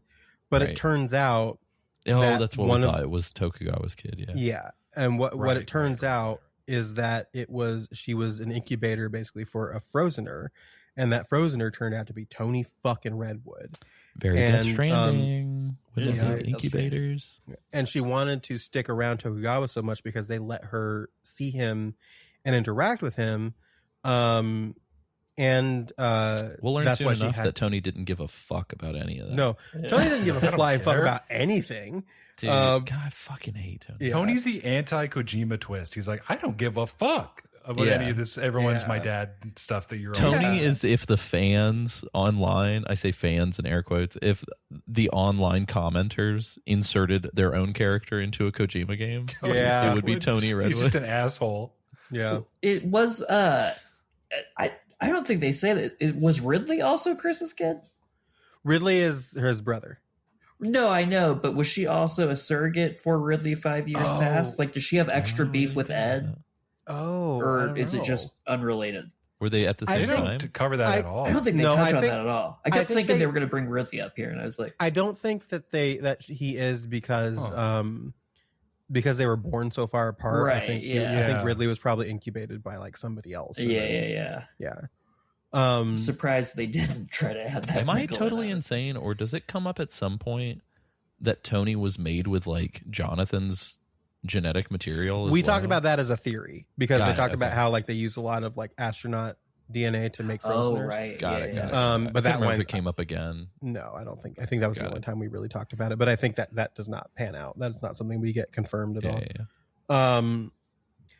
Jonathan does have another like decent line here where he basically says we have to stand up for what we believe in, otherwise you're just a biomort yourself. Get that fucking Solid Snake ass line out of here. It's a very Solid Snake line. He does a lot of Solid Snake ass shit in the coming moments.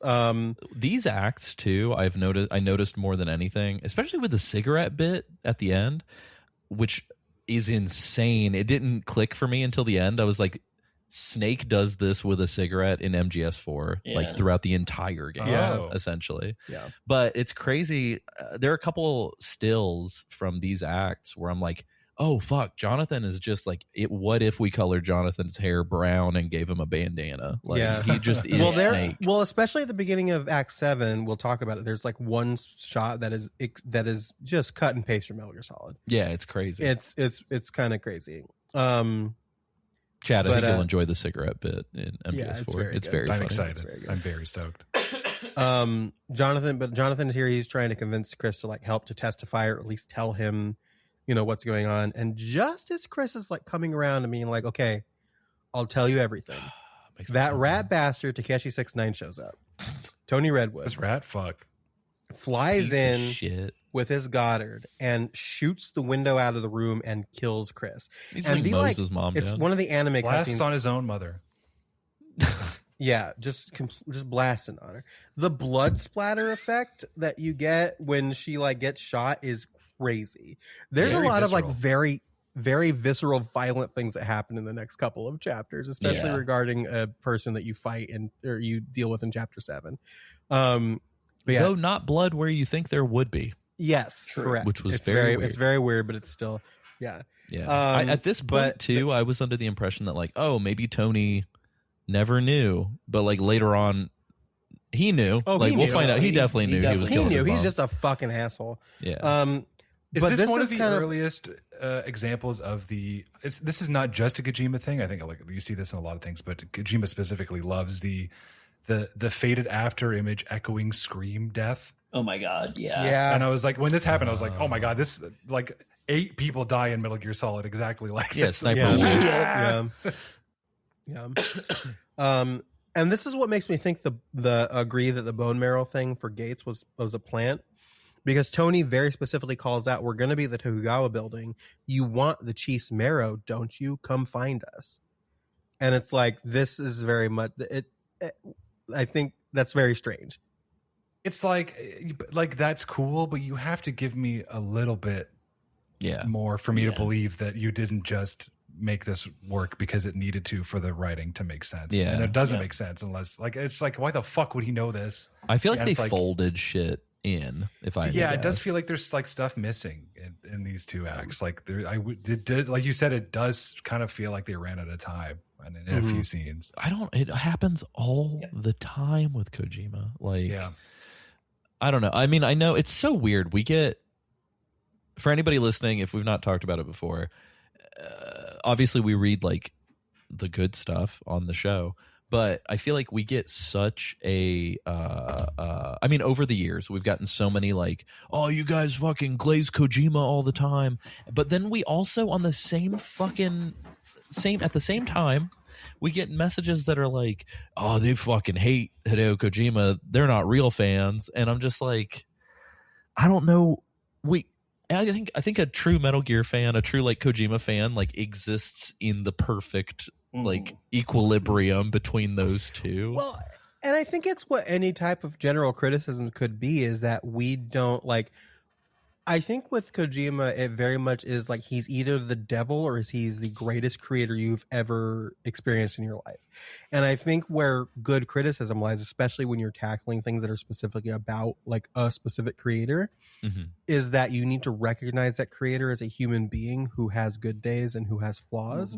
Yeah. And I think what happens is that when he does a good job, we're very good about giving him credit for doing a good job. Yeah, give him his but when he flowers. does a bad job, we're not going to let him get away with doing a bad fucking job. Well, that's the thing is like some people think he's a genius and some people think he's the devil. I oscillate on that from game to game, for Christ's Yeah. sake. I oscillate yeah. like in the It's so same real. fucking In the game. same game. Scene to In the scene. same game, in the same cutscene, I oscillate between the two. Like action to he's- action, click to click. Yeah. Yeah. Hideo He is Kojima, like- I think, is a troll. I'm gonna Yeah. like. I used to think it was like coincidence, but no, I think he like legitimately trolls. Hideo Kojima is one of those creators where it's just like when he's good, but he's remarkably inconsistent about being good. Yeah. Yeah, that's true. So, and I think he's just a flawed guy who we choose to be honest about. And Yeah. I think- Which makes it interesting. Like Yeah. flaws are great because like Yeah. there would be nothing to talk about yeah. Yeah. if it was like mirror sheen polish. So And I think being honest about something, because I think being honest about when he's good makes the people who hate him mad, and being honest when he's bad make the people that love him mad. And you can't win, so we're just going to keep doing what we Yeah. fucking do. yeah, sure. You know, can't please them all. Anyway, if you are like us and you're like-minded, give $1 and join the Discord. Talk about it. Give $1. Give $1. $1 With a fucking in the arms Hideo of Kojima the haters angel. club. Yeah. Or Kojima cockriders, depending on who you are. Yeah. Both? Both. Por que no los dos? Kojima hate fuckers. Hey, ooh, Hey. ooh. That's my rec league baseball team. The The Kojima hate fuckers. Hell yeah. So we start Act 7, Duel. Cool name for an act. Cool. I agree. name for an act. Yeah. We get a quick montage before we switch acts, though, and it's fucking awesome. It's pretty cool. Is it- Is The it- montage. No, I think the the montage happens before you go to the tower. Like Yeah. it's in between the hospital and the tower. It doesn't happen like at the chapter cut. Oh, got it. I will say in the yeah. montage it shows all the character deaths. Yeah. I was real sad that it didn't show our fella from the pharmacy. It doesn't Oh, show Ishida? Yeah. It doesn't Yeah, show I was Ishida at like, Everybody all. but him. That's Everybody- fucked up. Poor guy, dude. He didn't Yeah. even get a fucking shout Donna out. doesn't give a fuck about I don't that think guy. it didn't show Kenzo either. Yes, it did. Yeah. Did it? does. Oh, I Yeah, must have It missed shows Kenzo, yeah. literally That's everybody. crazy. Ishida. Fuck Ishida. I'm imagining if it showed everybody, and it also shows Salvatore, but it does not show Ishida. That would be. It That just would started be showing you characters we've never even met.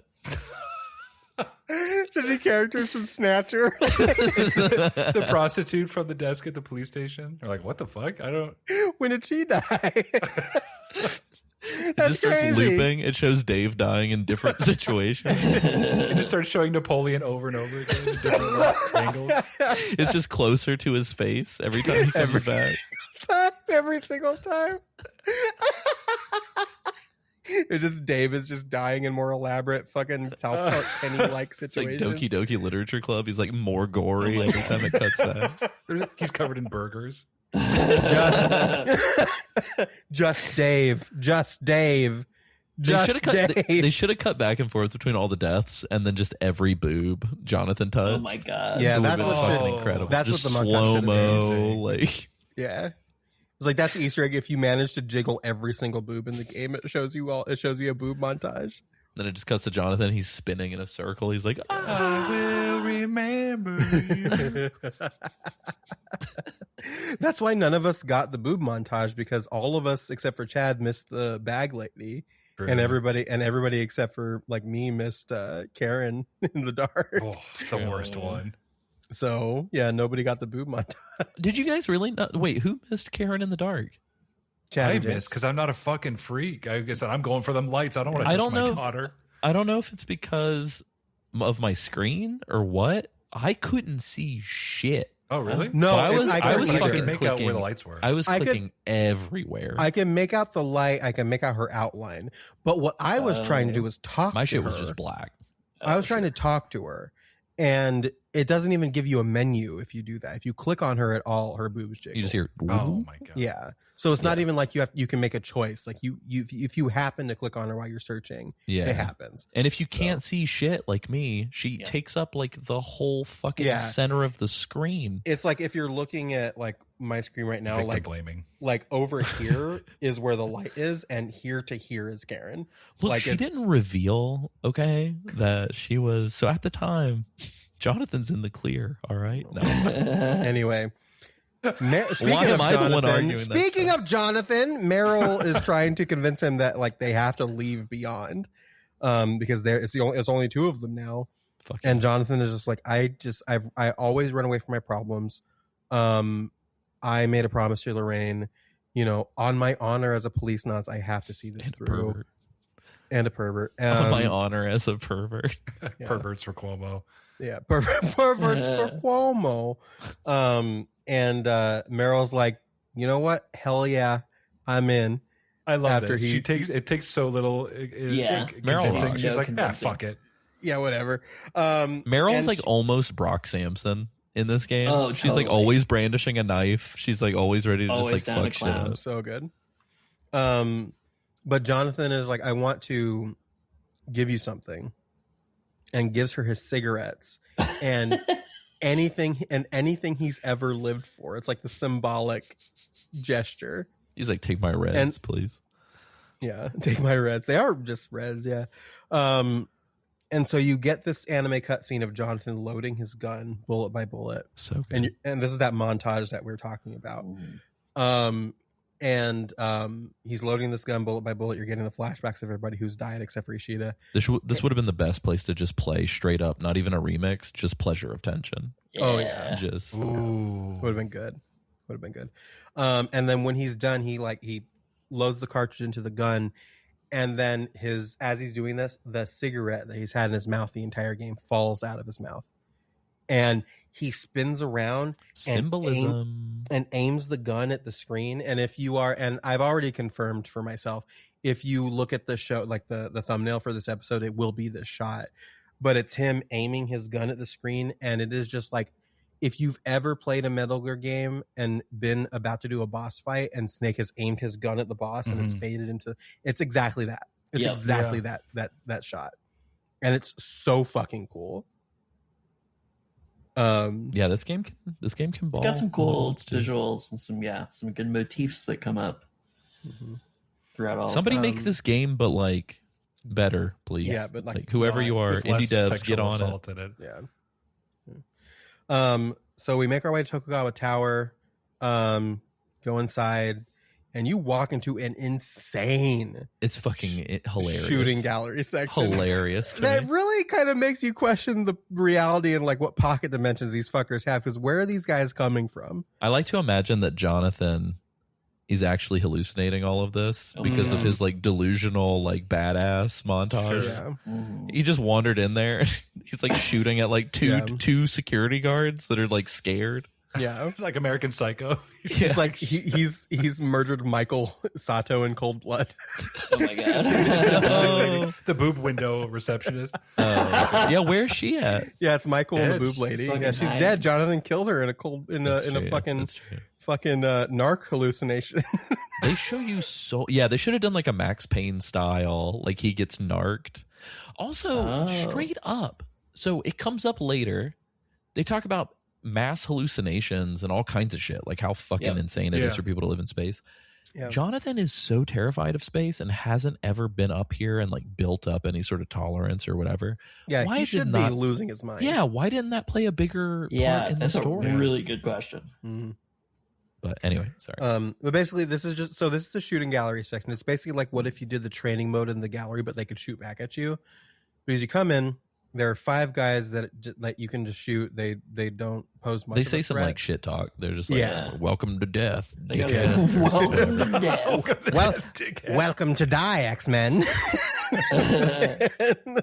But you take them out, and then out of nowhere, every possible place that a police officer AP officer could be, they're on the balconies, lines. They're behind the security desk. They're behind the fucking planter. Turns into like fucking lethal enforcers or something. Yeah, like fucking 50 of them just pop up, and then off you go.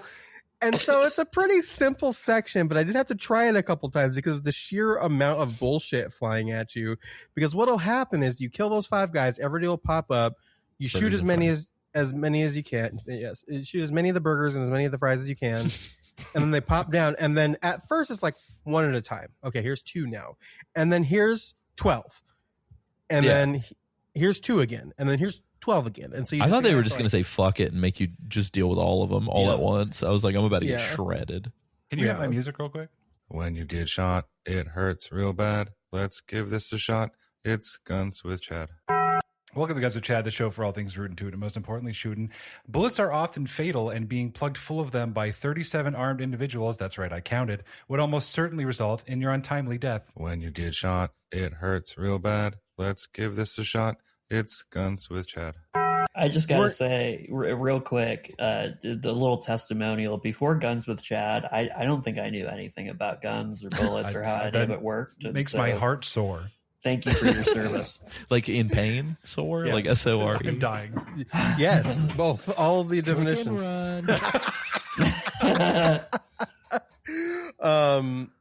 Seriously though, this is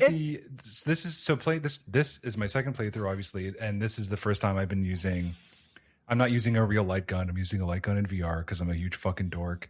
Yeah. And this, I think, is the only fight where I prefer to use a controller instead, because the lock-on function you can use with the shoulder buttons makes this so much easier. I didn't know it was a fucking thing until after recently. I lost the first time. I have this thought like, oh, maybe you just have to go until your life bar goes out, because they just were not ending. And then I remember beast mode. Yeah, I remember the lock-on function, and that's what kind of like helped me out a little bit. We've been having these discussions about how the fuck Tony manages to survive all these fucking shootouts. How the fuck does Jonathan survive all these fucking shootouts? What the fuck is he on? He's a Policenaut, baby. He is a Policenaut. That's true. He's on cop juice. He's on narc, dude. He's just fucked up on narc. Not the cop juice. He's fucking... What's in cop juice, Chad? He's this fucker's he's just going, he's narcs and cop juice. Don't be a fucking narc. Apologies if I snipe anybody's trivia, but did you guys know the last guard who pops up all by himself is voiced by Kojima? Yeah, the one who says surprise asshole. Yeah. Oh my god, that's funny. I did not know that. Incoherent shit. Yeah. Well, that's the funny thing is like when you think you're done and nobody's one of the guys that you shot initially pops up and says surprise asshole. Apparently that's Kojima. Dies immediately. Yeah, so good. You shoot him and he's dead. Once you deal with this, you get in the elevator. It gets to like the 20th floor and then it shuts down because of course Tony Redwood swoops in like a dickbag in his Goddard. Takeshi also because 6ix9ine. it's a Hideo Kojima game, there has to be an elevator fight. Yeah. Oh, right. So he disables the elevator. You have it's very similar. It's a little bit harder because of the durability, but it's kind of like the shootout at the end of Act 5 where you're shooting the Goddards that are flying around. Yeah. It's that same concept. He just kind of hovers. It's really it's way easier than the lobby fight because you don't really have to fucking aim around as much. Yeah, I definitely just tanked a lot of it though. Like similar to the ones you fight on the moon. I was like, fuck it. Yeah, I'm just gonna take some shots. He just takes more hits to kill than the ones on the moon. So it's just it just takes a little longer. Yeah. But he flies into the building and you have to leave the elevator and walk the rest of the way. Such a suicidal asshole. Yeah. So you go in, you're in the 20th floor parking garage, and Tony shows up as you're looking around. Basically is like, I'm going to kill you before you can get up to see the chief at all. And he basically calls it, he says, and hauls ass in a fucking muscle car. That was Tony. Tony's coming to get you, Jay. Tony's coming, man. But he mentions very specifically, he's like, I try to think of this like a game. So he's playing a game with us. Happy for you, brother. Real quick at this point, and I actually forgotten about this. So also on my second playthrough, I was like, why the fuck are these cars 3D models for no reason? And then you find out, and then you remember. I love the line. I love the lines that happen like before and after the car gets fucking thrown.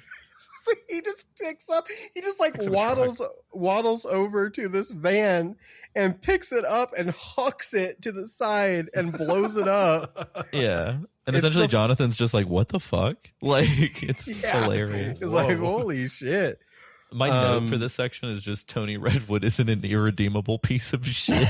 Yeah. Real quick before the fight, before you even find out that Tony's in the room, we do have the rare banger Jonathan line where he's like, They say this place has been built to withstand any disaster. Does that include me? Oh yeah, I forgot about that Base shit. Jonathan. Yeah. That's some Arnold Schwarzenegger shit. Yeah. It's Hercules in New York. Hercules in New York, baby. But yeah, so you get into this fight with the Goddard, Tony flying around in his Emps, and he is indeed no match for Brick Shithouse Jonathan Ingram. Quite frankly, He cannot be taken down. He's Jonathan Ingram. I got this one was pretty easy for me because if you don't get too greedy with the bullets, you fire 2 shots at him, and he immediately goes to the next area of the screen without shooting you. And so I was kind of following him around, and he didn't get a single shot off on me in this section. I feel like a lot of the targets, if you double tap them before they can get a shot off, they will like retreat. I feel like it was like training you for this like fight specifically. Even. Were you on mouse for this? Because I feel like that would be pretty decent. Yeah. Because I was gonna say controller. Like this is a fight where the lock on I think it would be way worse because he moves around way too much. He's moving around so much. Yeah. I was a little bummed that the Saturn mouse didn't, because it's got 3 buttons and then like a weird kind of like red thin button where the scroll wheel would be.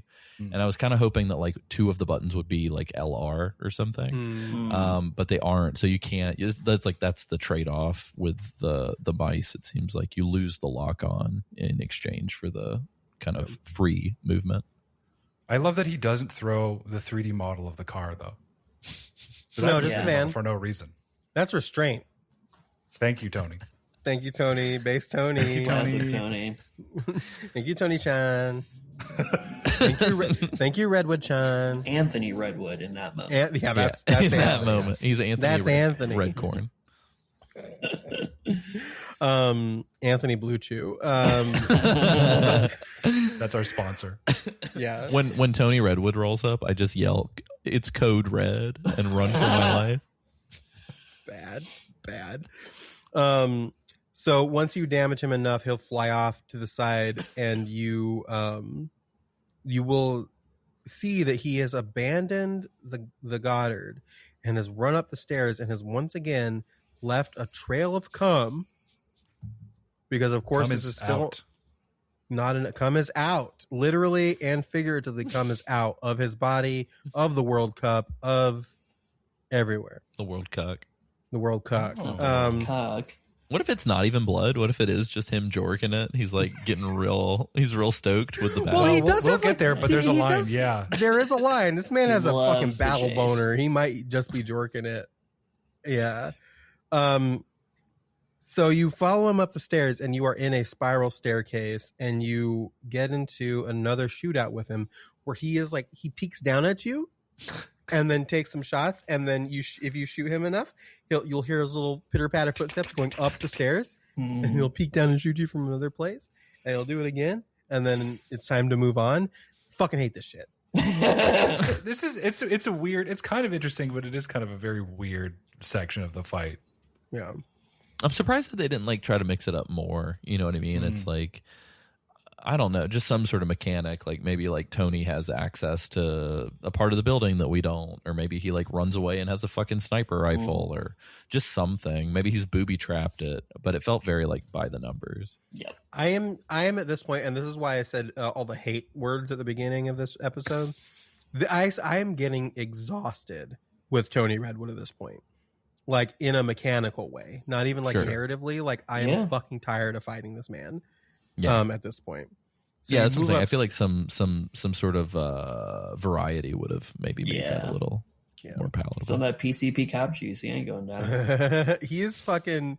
He's doing fine because this fucker is in the cut, tripping off the NERP, and he is going insane. And so he's fine. He's ready to fight, and I hate it. You follow him up to the 30th floor parking garage. Hell yeah. And he like taunts you from within the garage, talking about how like he is not doing this for revenge. He mentions Ridley, and he says, "I never gave a fuck about my brother." Word. And Jonathan's like, "You're not doing this for revenge?" He's like, "No, anything I do, I do for me. I'm a fucking asshole." And then he kind of explains, like, nobody's ever made me feel this way before. No one's ever made me feel the way you have, Jonathan. Wonderful. Yeah. It's like, he literally has a fucking battle boner for this dude. It is wacky. It's John like should have shot in the dick. it's like Higgs and Sam Porter Bridges. It is, if like that didn't get expanded on at all. It was just like a random line thrown out at the end of the game. And you were just like, excuse me? And it was like, that's it. Don't worry about it. They should have like the end of Hotline Miami 2 sees the character that you're controlling, who's like the son of a drug lord, just getting high as fuck and like murdering up a tower essentially, and then like running off the top of the building and dying because he thinks he sees something that's not there. They should have just had that happen here, where like 100%. the fucking hallucinations are like slowly kicking in, and Jonathan's just like fucking tripping out going up this tower. Doesn't he start taunting you about like having taken one of Dave's kidneys for himself? He says something. God. He says something after every phase. So after phase 1, so basically he's behind a faraway pillar. After phase 1, he moves to the pillar closer, and then he moves to the closest pillar, and then he runs the fuck away again.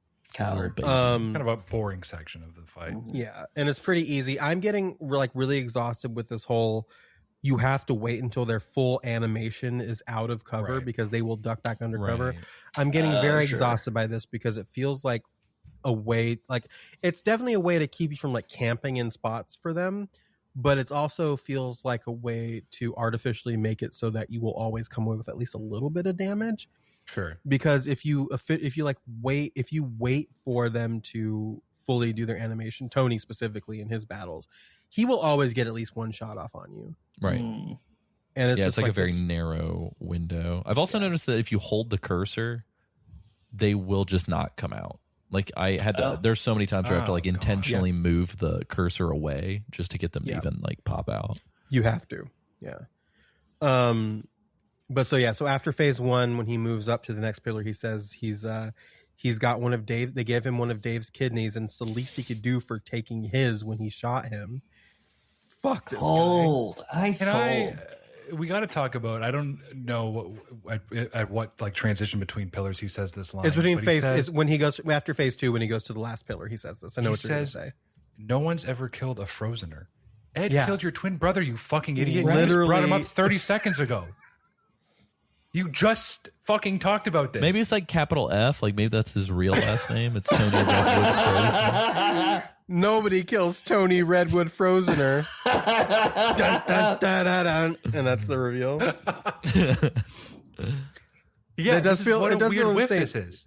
We have it's literally a huge plot point that someone has killed a Frozener. Yeah, it's literally evidence that someone has killed a Frozener, and it's the guy that killed your brother. Like, it's evidence that I think that whole plot point got fucking gutted because we only see it once before this battle, and so and then he says this line, so it's almost like it's like they just didn't delete the whole thing. Yeah. It's like whoops. Like, oh fuck, we forgot. It's like an artifact of a different time. Totally. After you defeat him in phase 3, he runs again away up the stairs. And when you go into the next stairwell, never in my fucking life did I roll my eyes harder than when I saw more goddamn stairs. And thankfully it winds up. And at this point. And thankfully it winds up being like a pretty short segment. It's only one section of the stairs. He doesn't move around or jitter around. I think it's only like 1, maybe 2 cycles of it. Yeah, this like the very last part's pretty short. Jonathan says, time to pull the plug on this game. And I was like, fucking amen yes, brother. Yes, I fucking wish. Which is a tie back to Tony saying that he considers this all a game. Oh, sure. But that's why I brought up that line. I actually turned off my Saturn like in that moment. I was like, oh, word, okay. Like, I was legitimately ready to turn this shit off because I was legit expecting one more fucking fight outside of like the garden or something, like one more round, and I was like, fucking die. Somebody from Organization 13 from Kingdom Hearts rolls up. They're like, you're gonna have to get through me to get to. He's like, I'm gonna nort this boy, Tony. Oh no, it's Axel. Convention circuit talking to my friends on Snapchat. Boy. It's Axel, and we have to worry about 2 problematic people in one. I was just quoting. Yeah. Oh my god. But you maybe do he's trying to Nord a fan. Maybe that's what's getting misconstrued in the allegation. we cannot include this in the episode. Nobody knows what we're talking about. That's true. We're fine. It could be literally anybody. Could Well, be we have Raiden, just we have another video It's game Alex. character I thought of. We're talking about Alex. Yeah, of Yeah. course. That PRC Could be Reno. last year. Could be Reno. Could be Reno. Could be Axel. Could be Raiden. Just Raiden, random could be- video game characters. Yeah. Yeah. Got it memorized. So eventually you do. So he like stumble. You hear him like stumble back and collapse on the ground. So you're like, fucking finally. John's like, is it over? He says it's time to pull a plug on this game. You run upstairs, and Tony is kind of like he's taking credit for all of the bad shit that has happened to Jonathan. And Jonathan's like, but Chris. And he's like, my so-called mother, I don't give a fuck about her either. And then he laments. He's like, no one gets to take me out. I take me out. He doesn't say I take me out, but he's like, I mean, essentially. Nobody gets to just kill me. No one gets to take me out. And then he jumps over the railing, cackling, and plummets like to his some supposed fucking death. Joker shit. Yeah, it's 100%. wild. This is how I Plummets want to to die. his supposed death. Yeah.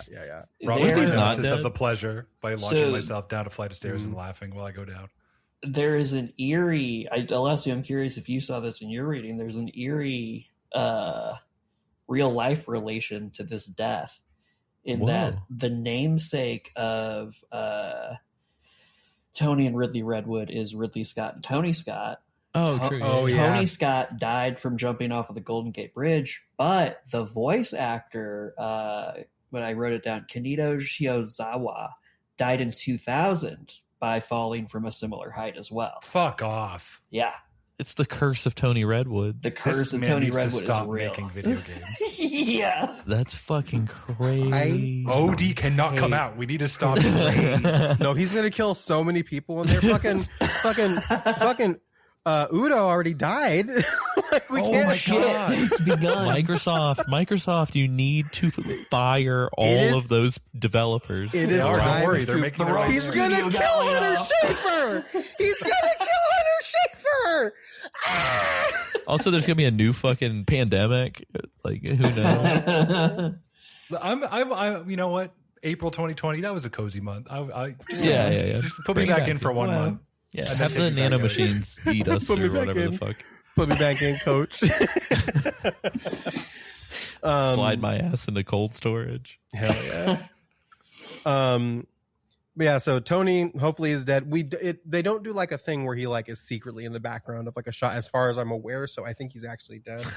He looks at the camera from behind Gates later, and he's going, Well, it's like that. It's like that. Like it's like in Metal Gear Solid 2, where if you zoom in, you see Vamp, even though Vamp's also supposed to be dead. It's like the same thing. He's just kind of like there. He's kind of like there. he's a cardboard cutout. He flies directly in your face when Gates' head does. So you get to the garden and Gates shows up. He's in that fancy yellow Emps that you saw when you were at the party in Act 1. Big sexy golden mech with abs for some reason. Big sexy golden mech with abs. And he taunts you a bunch and is like, shoot me, go ahead, shoot me. And then you are, instructed to shoot him. You pull out the gun, you got the bullets, he puts up no resistance, and then you shoot him and you go flying backwards into a pipe. He does the foreshadowed shoot that push you backward. It finally does happen. It finally happened. fucking funny. When you shoot in space, it pushed you backward. And Gates is like, you fucking idiot. We're in zero gravity and your recoil is going to do that, you moron, basically. And then Gates is like the wrong kid died. Yeah. And then Gates just shoots him like a bunch. A lot. And he's like, listen, all your precious organs, I didn't shoot any of them because Tokugawa was going to want those. And you just see like his blood just like floating in the air, and you get this monologue basically. And so this is Gates talking about how like man was never meant to be out in space. By going to space, we're basically going against God. And he says Elon that Musk is fuming somewhere. He's freaking out. He's like, I won't listen. Yeah. What and if it's just to prove him wrong? Like Gates Becker is why we're in this fucking hellhole. Yeah. Oh no. No. So he's like, science has outstripped basically their evolution as a species, and that space has basically fucked them up a bunch, both physically and mentally, especially with the radiation. It's causing so many problems with their bodies and their minds and everything. And Sadoki and Gates basically decided that science was wrong, and their plan was to use the drugs and the organs to basically move deeper and deeper into space. And he says to pick up where God left off. That was a fucking banger line. Banger line. It is great. It's pretty cold blooded. I wish Jonathan would have stopped him though and been like, "But have you seen the way these boobs move out here? Incredible." It's true. And Jonathan basically calls him another one of Tokugawa's bitches. That's what he says. Mm-hmm. At least in my version, he says, "You're just another one of Tokugawa's bitches." He might have. Yeah, I don't know. I don't think he did though. And so Gates is like, well, whatever you say, we've been putting these pieces into place since we first showed up here as Policenauts, and we've been doing the work. And eventually, Kenzo wanted out of the DDS program. Coward. And Sadoki told him about the organ trading, and so this is where he finds out. So he does know about the organ trading, but he's like, we're doing this, it could potentially save your daughter. And instead of complying, he basically got scared and started drug dealing and double crossed them. And I imagine like this moment was where like you get that scene, like you have that one scene where he screams, "I hate my fucking job," and then never talks about it again. Like I can imagine that happening after this conversation where they tell him what they're really doing. And so he reveals all of this stuff, and Jonathan pulls out the trump card, which is that the entire thing is being broadcast to the entire colony. And he goes, "You got all that, Meryl?" And then the camera glints in the view. Miraculously not shot at any point. God. Were you going to say something, James? No, I thought this was crazy. It was like, one, just like, okay, like, I guess that's what y'all planned. But then the fact that there was like, I'm transmitting this to Meryl, who's transmitting it out to the rest of the world. Just send the transmission yourself, Jonathan. Oh, like, I guess I hadn't considered that it was through Karen's connections. Yeah. The BBC. The BBC. Yeah. Oh, okay. That's who's broadcasting. The British broadcasting. Okay. Look, I respect the BBC. The big black cock. Whoa. Whoa. I've killed Alessio. I've shipped Alessio back to Italy. This is my rock stick. My rock stick is your rock crazy. dick? Oh. Yeah, sure. Yeah, sure. Yeah, sure, whatever. So, but you do get a clip of Meryl being like, I mean, the video's going out, so hopefully it's doing.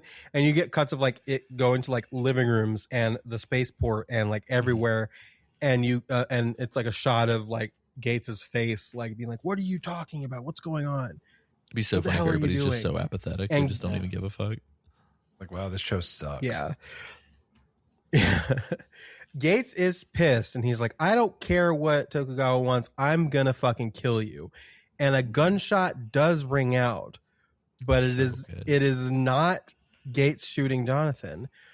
Straight through the fucking dome. Ed motherfucking Brown has recovered ish and is here. Shoots Gates in the head. His whole fucking shit. Gravity rockets across, hits a pole, explodes into pieces. No blood, but his head does fly at the camera. Gates Becker, that limey fuck, is dead as shit. It's Thank so good. you. Yeah, it's really good. Yeah, when I saw that it was Ed, I was just like, "Let's fucking go!" This hyped me up majorly. I was like, what the fuck is going to happen here? And Ed, officer, it was that pervert and that black person. They're the ones that shot him. Excuse Oh no, Trent. So So Gates is dead. You get a scene of them walking out of the build, like into the lobby of the building together, and that's why I say recovered-ish, because they are like they're holding each other up. They are both limping. Yeah. They are both fucked. That's what true friends do. Because Jonathan did get shot a few times, didn't he? He got a couple times. A few. Yeah, a few. Once or twice, right? For the listener, you know, whenever you 4 watch a times. cartoon or something and somebody's throwing darts and they like manage to like dart somebody's outline, Mhm. that's pretty much what happened, but with bullets. Yeah. So they're like limping out of the building into the lobby, and fucking Sadoki shows up. I forget what his name is. That asshole guy at the front desk Of the police station. of the police station. Oh, yeah. Does he have a Was it name? Bob, He does. I think. Bob. It's Bob. I'm pretty sure it's Bob. But like, it's important to note that he is watching the broadcast, and he goes, "Chief," and his world is shattered, and that's important for this next scene that's coming up.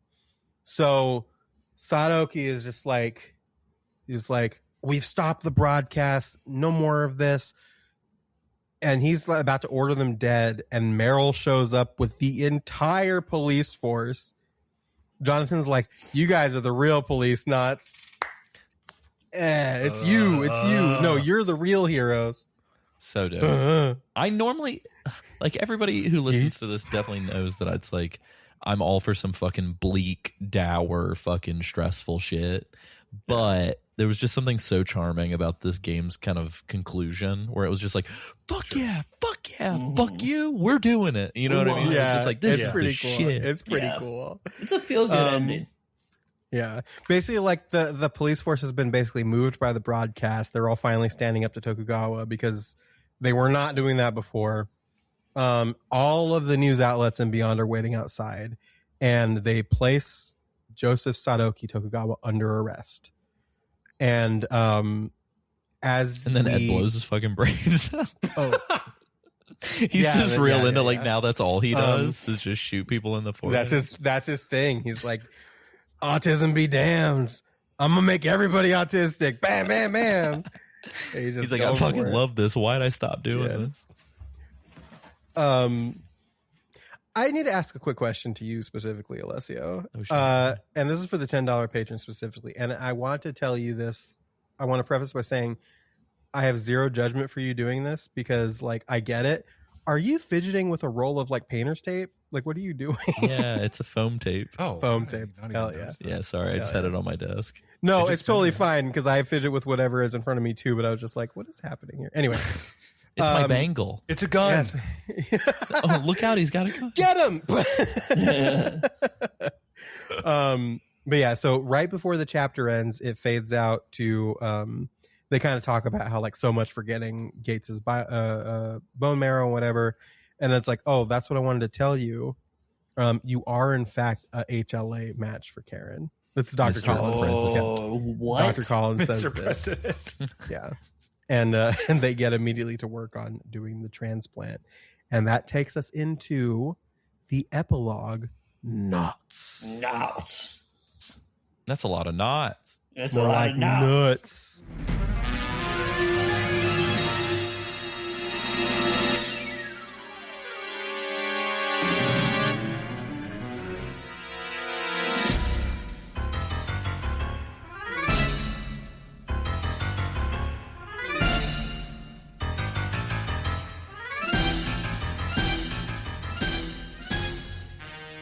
Oh shit! I will knots, say, I think knots. part of why this ending got me so jazzed was like, dog, I fucking wish that we still lived in a time where somebody's like, I was recording you secretly and you said fucked up shit and now everybody's cheering for your arrest. I Oh was my like, God, can we be right? there again? Can we It's please like, be there never again? happen. Yeah, I would love to be back on that. Instead, if this happened today, people would just be like, all right, okay. Tokugawa would be like, We're gonna "Fuck we're gonna off, who elect him. cares?" We're gonna elect him president. That's what's gonna happen. Yeah, exactly. Yep. So the epilogue is it's just a cutscene. There's no choices or dialogue or anything. It's just a cutscene. So we can kind of roll through this really quick. But you start off with Karen doing a news broadcast stating that Tokugawa has been arrested and charged for his crimes, and that the damage that happened because of Tony's weird ass throwing vans and Gates's body exploding into a billion pieces, all the damage that happened to the prop will not affect Beyond. Also, Karen's got a really cool new haircut. She does. Dope haircut. She does. Dope haircut. Ed gives, you cut to Ed and Jonathan at the spaceport. Jonathan's about to fly back to home. Ed gives Jonathan a letter from Karen to read on the plane, and Jonathan gives Ed, I don't know why Jonathan has this, but Jonathan gives Ed a drawing that Mark did. Why does Jonathan have this? Why didn't he just give it to Ed? Oh yeah, that's right. Also, why didn't they just use this fucking image for the in the shooting gallery? Yes. Right? Instead of the fucking shucking and jiving fucking Song of the South ass representation. Fucking Tintin in the Congo ass. Ed opens up the drawing and it's that one, and he's like, "What the fuck is this?" The most detailed drawing he's ever done, and it's that drawing. But he does give Ed, he's like, Mark drew this. He gives Ed the drawing, he opens it up, and it is a drawing that Mark did of Ed with the words Papa next to it. Which is really I got cute. a little choked up when that happened. It was really cute. And Ed is like really tearful, and he like brings in Jonathan for a hug and is like crying and thanking him and stuff like that. And do I feel cum on your jacket, Jonathan? Don't worry about it. Well, he's been wearing the same outfit the entire time he's been there, so maybe. Yep. That crusty fucking unwashed jacket is probably just like 10 years of like no washing. It's like, did you starch this thing? He's like, no. And Jonathan does the thing. He's like, hey, Ed, you gonna let me go? And he's like, oh, sorry. And he lets him go, which is very funny. And Jonathan, Ed's like, you could just stay here. And Jonathan's like, no, I don't belong here. I have to. Not go. only And does it's he like, say okay. you could just stay here, he says you could just stay here. Beyond really ain't such a bad place, brother. Yes, the fuck it is. It sucks. It's here. a terrible place. This is an It's insane place to awful be. here. Yeah. Yeah. More insane than LA? Come on. Well, I wish we would have gotten more of that noir shit, I will say. Like, Yeah. the cool noir shit at the beginning just never comes back. It really It's doesn't. broad daylight for the rest of the It really turns into like Lethal Weapon. the visual language vibes. isn't there. Yeah. Yeah. So in this one got me too. So as Jonathan is riding the like space elevator to get to his flight, Ed calls back to him and he's like, we made a hell of a team, didn't we? And Jonathan's like, and hell of a friend. And Ed's like really like, you know, teared up and taken, you know, happy by this. Yeah. He rides past Meryl, the coolest bitch on the fucking colony, leaning against the wall. She's got Dave's goggles around her neck. And Rest she in peace, sees him. Sweet Prince. Rest in peace, Sweet Prince. And she holds up his fucking Marlboro Reds, throws them at him. He catches them. And as he catches them, Ed's like, hey, maybe lay off the cigarettes. And he pulls one out of the pack, pops it in his mouth, and says, I'll think about it. Hell yeah. And the main theme is playing, and it's Yeah, so good. it's very, very cool. It's very cool. The team that did all the animated cutscenes, by the way, like fucking killed it. Like it looks so good. If this ending animation were in a better game, holy shit. Oh my god, right? Yeah. Or This if the whole game would have been better to prop up this ending animation. Yeah. This like whole thing, like in a bubble, this entire epilogue rules. Yeah, Like, 100%. Epilogue slaps. I've got zero problems with this epilogue in a bubble. Can we Like, just get like it's chapter great. 1 and then the epilogue and slam them together? Yeah, Like, we're good. and it's like, and just use your imagination to fill in the rest. So you cut to the plane. Jonathan is on the plane in his seat, and you cut to he's watching Karen's news broadcast. This is where you see her cool new haircut. She's got a little short, sporty cut. So good. And she basically says she's thankful to be back after my leave of absence. Hopefully, that's the last you see of my evil twin, which I thought was very funny. That's pretty good. It's cute. Reference to evil twin again. And so Jonathan's like, "Oh, Karen," and he pulls out the letter and reads it, and basically says, "You know, Dr. Collins told me everything. Thank you."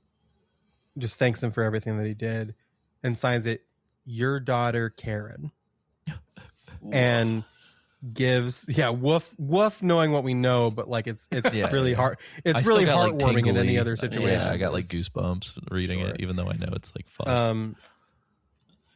And she has given him back the picture of him and Lorraine and his watch that has been fixed. And Jonathan sighs, he smiles, he shuts the broadcast off, leans back in his chair, and drifts off to sleep. And then we get the credits. Beautiful. And after the credits, we get like one of Hideo Kojima's famous monologues. Classic. Here's my that he thesis likes statement. to do. Yeah. And so I'll just read it here because I'll just read the whole thing. And it's interspliced with pictures of like him and Lorraine, like the photograph and like a picture of Earth and everything. And he says, mini documentary. Yeah. He says, Beyond is fundamentally connected to Earth. No matter how far we travel, Earth will be forever part of us.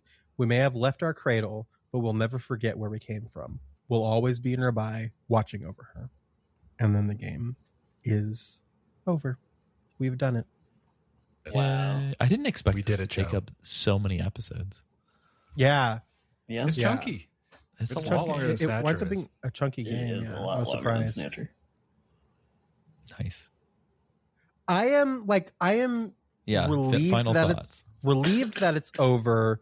It's one of those, it's a weird paradox of a video game because again, like I was never able to fully just like relax and enjoy it Yeah. because I was always expecting something fucking hoopty to happen. Yeah. And so I was never able to truly like sit back and be like, okay, yeah. But like I said, in a vacuum, and again, it kind of harkens back to what we were talking about with Kojima himself. In a vacuum, like the good parts of this game, Like the a visual Dyson or language. something? Yeah. Literal Dyson Dyson. Sphere, science. Oh. Yeah. Oh. Oh, yeah. But like in a vacuum, like in a bubble, like the good parts of this game, like you said, the visual language, the just like the general beats, I'm like, yeah, I fuck with this. Yeah. But then it's just like, but then you do everything else. And it's like, Yeah. this is just doing far too much bullshit for me to be able to co-sign this as something that people should play. Like void of a lot of stuff, a lot of like questionable stuff. Like I would actually recommend this to people, Mhm. but it's just not something I can't co-sign this game because it's just like, man, what the fuck are we doing?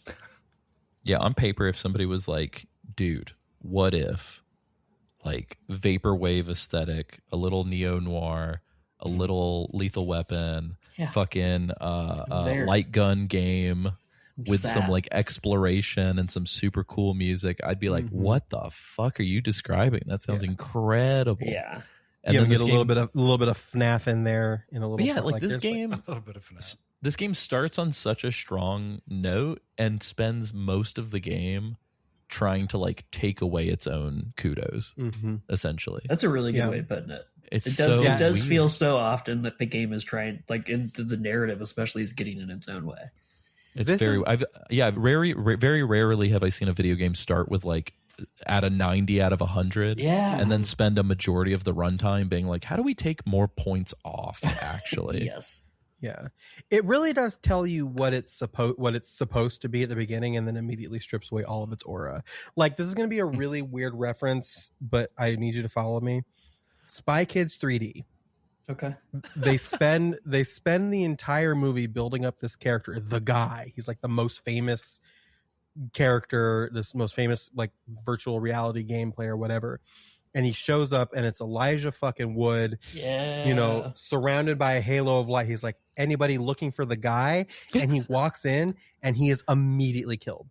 Hell yeah. And it's Fuck like, yeah. wow, okay, that's really what we're doing here. And so it's played for laughs, and it is funny, but it's just like, damn, that's basically this game. Like it sets up this really cool idea, and it does pull on and still does like cool ideas throughout it, but it's just like, but what if we made the main character a fucking sex criminal and yeah. surrounded If him? this person existed in our reality, he literally would have been like arrested and Oh, sued. big and time. Yeah. There would have been like Or fucking a Me Too contributing movement. one of the most powerful countries in the world. True. Well, Not he my didn't have enough president. money to do that one. You know Rip. what I That's mean? true. Jonathan's a broke bitch. Yeah. For now, Broke bitch. Yeah. he's famous too. After that, If you're a broadcast. If you're a broke bitch, you go to jail. If you're a rich bitch, you become the president.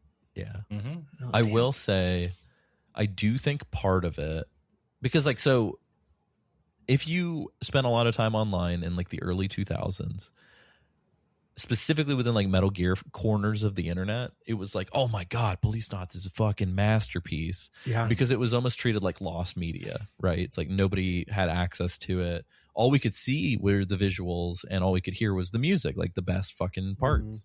And so I do think that there is a lot of lingering that sort of still in the internet zeitgeist, because like I think so many people when you say Policenauts, they're like, oh fuck yeah, that's amazing. But if you talk to them, like they never played it. You know what I mean? Or if they did play it, it was like very minimally, or they watched some stuff or whatever.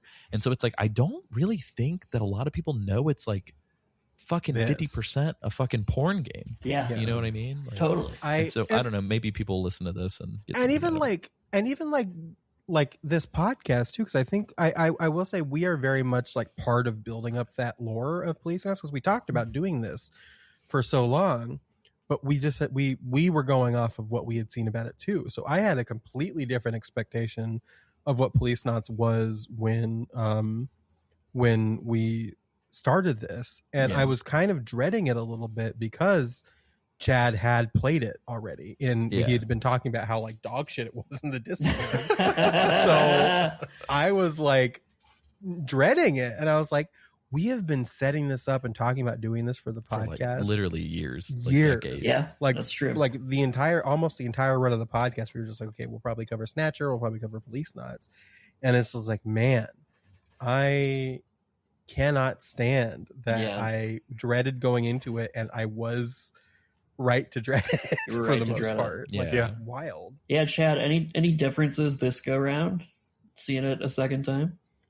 Just by virtue of doing podcast roundtable stuff, I think it was easier to see some thematic things. The one thing that it took until this game for me to notice that Kojima does at all, which is always kind of neat, is that as this like prevailing theme of a man creating these, whether it's like colonies or bases, like these places that are somehow separate from the rest of the world, right? That are like outer heavens, basically.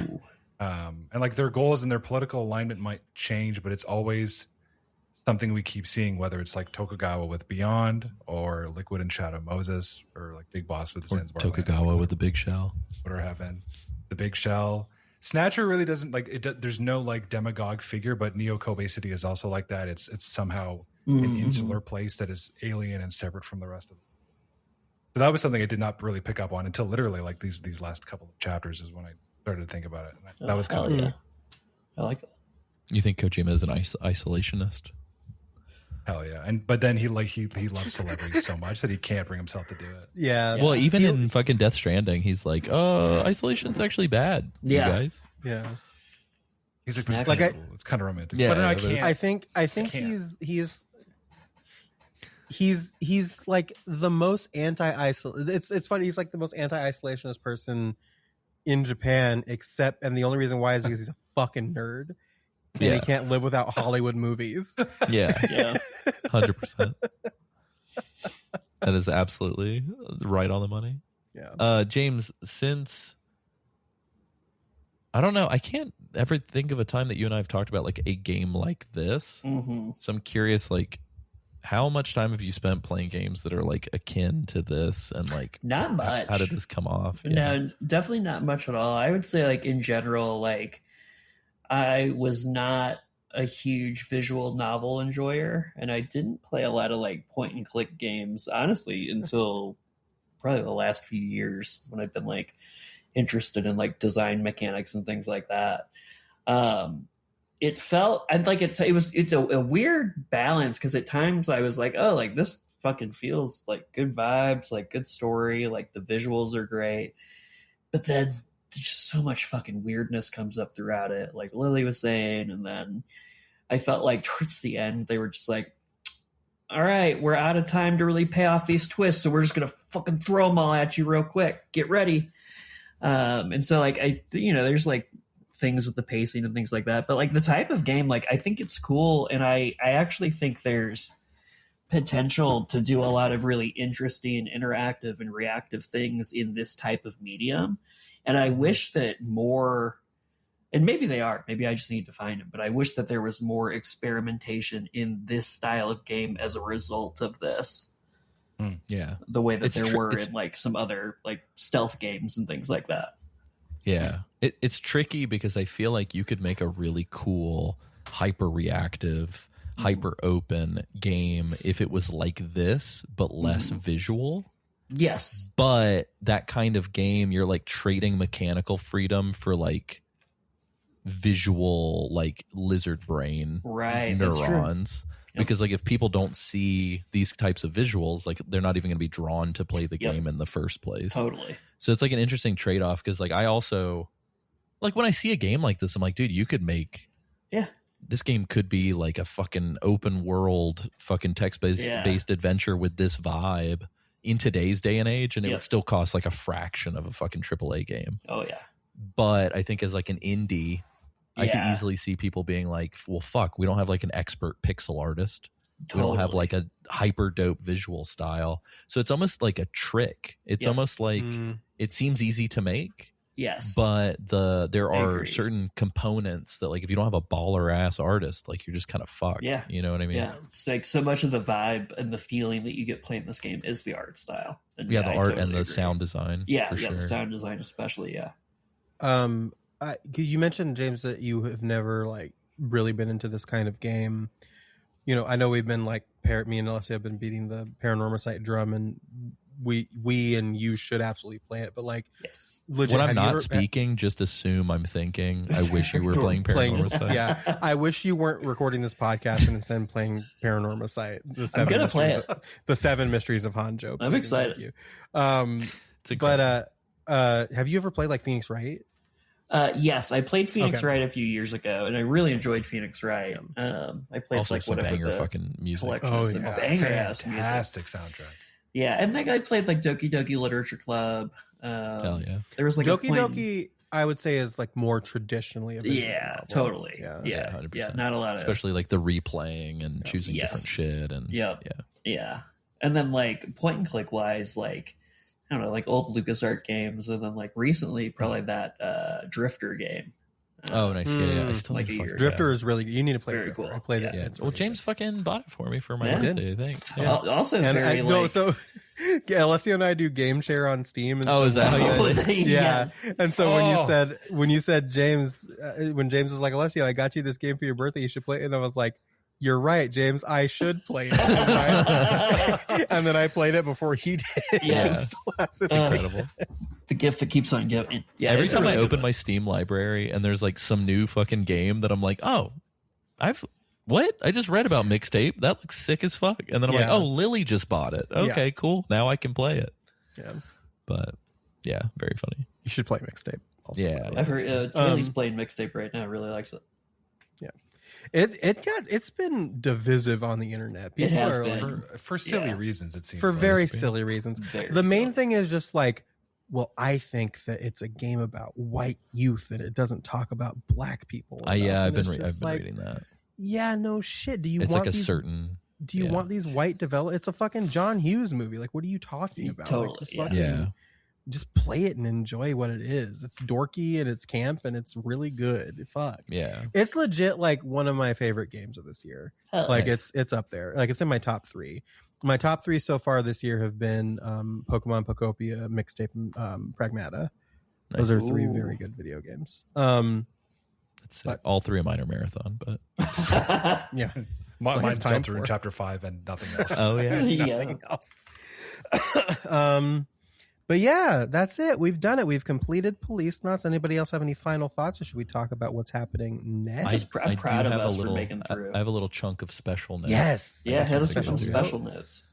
All right. So first off, I do want to plug. Hit us with those autistic notes. Let's go. I do want Hit to him with plug. those Mark Brown notes. Sorry. I do want to plug. Like we've talked about them, I think in passing, and I'm not like watching every video they put up. Sometimes it's like hit or miss, but I would check out Futura Sound Productions. They had a video called "What Was Policenauts?" That's like a 20-minute kind of like retrospective. It's pretty good. A video game. What were a police not? Yeah. It's a pretty cool video. Definitely check it out. It goes into some of the stuff we talked about, but I noticed there was like a little bit more like cool kind of theming and sort of overall discussion. So some of this I did pull from that video, but some of it I just found reading other shit. I didn't realize how much crossover there was. I think we talked about it a little bit, but the Japanese voices of Policenauts are essentially just all the fucking Metal Gear voice actors.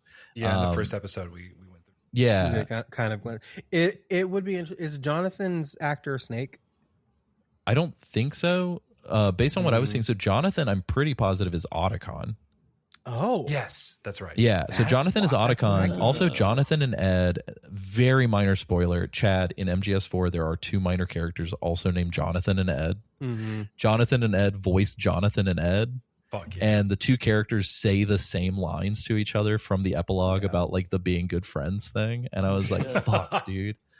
And of course, it is a white dude and a black guy. Yeah. Of course. Ed voices Peter Stillman. The Japanese voice actor for Ed voices Peter Stillman. Right. The one that caught me off guard is the woman who voices Karen. She voices Rose, the boss, and fucking Chico, who Chad will not know, but is a Peace Walker character. Oh, no fucking way. It's and insane. Jamie from Snatcher, right? I think so. Yeah, You're blowing my Yeah, I mind think that we did Chico talk and the about boss are the same voice actor. Yeah, that's fucking fuck are insane. you The talking Japanese about? voice actor. Do you want to get blown Chico- a little bit more? Wait, Oh, Chico on the yeah, Chico on dude. the Boss, 8/7 Central on CBS.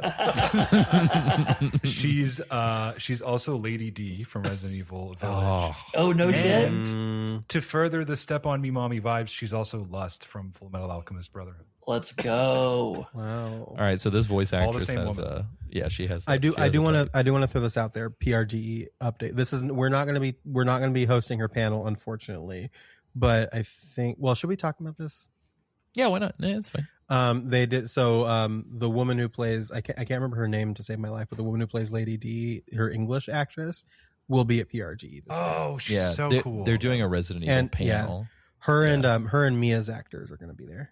Yeah. She's actually They're really try- tall, isn't she? Yes, they're yes. Oh, she's got they're- a video of her and David Hayter she talking does. to each other. It's actually a really cool video. I think they're trying to get Ethan's actor too, but they haven't confirmed him. yet, but I remember them saying that. Anyway, outside of that, I do want to plug. well, no, we've talked- really quick, Chad. Oh, sorry. Chad was like, "Do you want your?" I just had to bring that up really quick. Chad was like, "Do you want your mind to be blown even more?" And now I'm curious what he was going to say. Oh, it's just that woman is also Lady D and Oh, gotcha. Yeah. the mind. That's right. We've plugged it a couple times, but check out Slow Beef, who was one of the people that worked on getting the script translation implemented into the game. He didn't translate, but he was like essentially the one that was replacing the text within the game. We've been kind of playing along with his text-based Let's Play.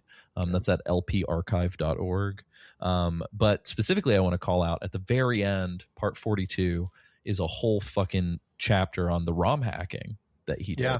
And it goes like super in depth. I wish I would have read more of it because it's broken into chapters, and the chapters are like, I almost quit. I almost quit again. The drama. And I'm like, what the fuck is happening? So like, I'm interested to check it out. But this is a good place for me to drop this update. So I've been talking to Slow Beef. I don't know what he does for a living, but he said the World Cup like super fucked his schedule. And so I told Just him watching all the games, brother.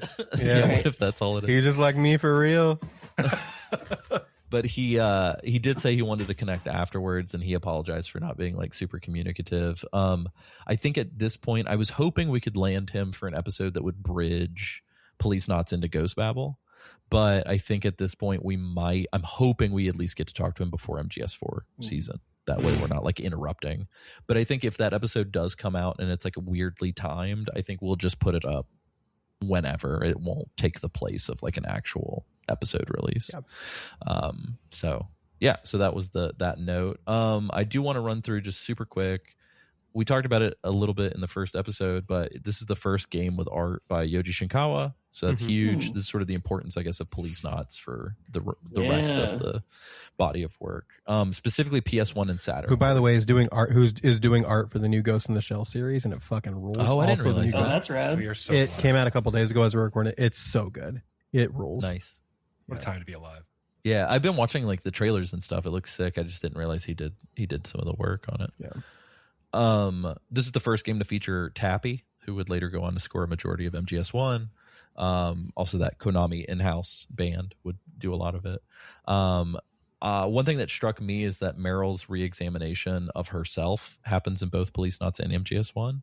Oh, In interesting. Policenauts, it's because Dave dies, but in MGS1, it's because she almost dies. And so she sort of has this whole like introspection kind of reevaluation of like who she is, which I thought was interesting. Also, same voice actress in Japan, Meryl for Meryl.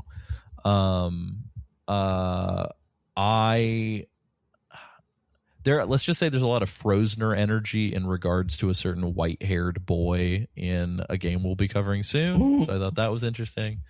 Did you guys know, this blew my mind, Karen was originally going to be a journalist reporting on Arsenal Gear disaster at the end of MGS2. Oh. That's cool as fuck. Like Karen Hojo, this character? Karen Hojo. Oh, whoa. And art existed of it, and so Ashley Wood actually did insert that into the MGS2 the graphic novel version of MGS2. Oh, wow. So Karen Hojo is like reporting on Arsenal Gear. It's crazy. Fucking crazy. That's wild. But I also wanted to point out, it's interesting that Karen, so Rosemary has a haircut change between titles. Her hair matches Karen, like both in MGS2 and in the subsequent, which I thought was cool. I just put a note, like, with how much shit is labeled as Tokugawa all over the big shell. My note was like, did Tokugawa make the big shell? So I don't know, something to think about. I mean, like we've talked about how like Tokugawa's logo is on, Gray Fox's helmet, and he's like, like it's everywhere. It's everywhere. The theme of children being taken from their mothers so that they are able to manipulate the mother. I feel like that comes up a lot the boss, literally, that's her story. Yeah. Olga as well. Yeah. I also made, I'll bring this up here since we're talking about this too. I made mention last week about how the biomorts definitely remind me of the Still Mothers from Death Stranding. Oh, 100%. Very different purposes, but they remind me. It's a similar concept where like somebody who is legally dead is being kept alive for the purpose of harvesting something from their bodies, which is, Well, and speaking of that, Sam Bridges is a repatriate. Yeah. And like they use the word repatriate for Dave's little fucking gang of resistance fighters. Yeah. That's interesting. So also speaking of Dave, it dawned on me that Venom Snake is wearing Dave's fucking goggles in the MGS5. Oh yeah, dude, you're totally right. Rest in peace. That's crazy. Yeah. We also made the Dave Merrill connection a couple episodes ago too, where David and Merrill. Yeah. And did we bring up the fact that at the end of MGS1, Merrill is wearing the vest, Dave's vest as well, like his. Oh fuck! I didn't even think about that. The orange like puffer vest. So. Holy shit, dude, that's tight. I love it. Last one that I've got here, minus like certain things. So like Heartman collecting media, the shelf reminded me of Hojo. And then both Hojo and Heartman are dealing with dead family members. One is the actual dead person, the other one is like the survivor. Deadman and Victor are both morticians, which I thought was interesting. Yeah. And then Fragile's health issues are very similar to Karen's sort of health stuff. But the last thing from Death Stranding, DDS is a thing in Death Stranding as well. It is delivery dependence syndrome as opposed to the drug delivery. That's right. So Kojima just likes to fucking. So it's interesting to me that like you wouldn't think it on its face, but Policenauts has a very fucking big footprint across Kojima's stuff for some reason. Yeah. Well, and especially because it's like he's always had this kind of obsession with genes and like what gets passed down from parent to child. And this is it didn't really hit that hard for me until the post credits monologue, which is really like with the thing we always make fun of, but it actually did really work this time. Where he's making that connection on a much larger scale, where Earth is the parent and beyond is the child, and how still going to inherit problems from one thing. Doesn't matter how far away they are, disconnected they actually seem like they are on the surface. All that stuff is still, there's going to be a connection there that you cannot, no matter how hard you try. I thought that was really cool. And the other thing that is also from this last chapter, like before the epilogue in chapter 7, is that the Gates monologue, I thought it was interesting because even though Policenauts doesn't always visually seem like a cyberpunk narrative, it doesn't quite look the way that we think a cyberpunk should, like Snatcher does. Sure, right? sure. Blade Runner kind of poisoned the well in a good way early on. Yeah. That and like But I guess Neuromancer kind of describes it in a Blade Runner type way.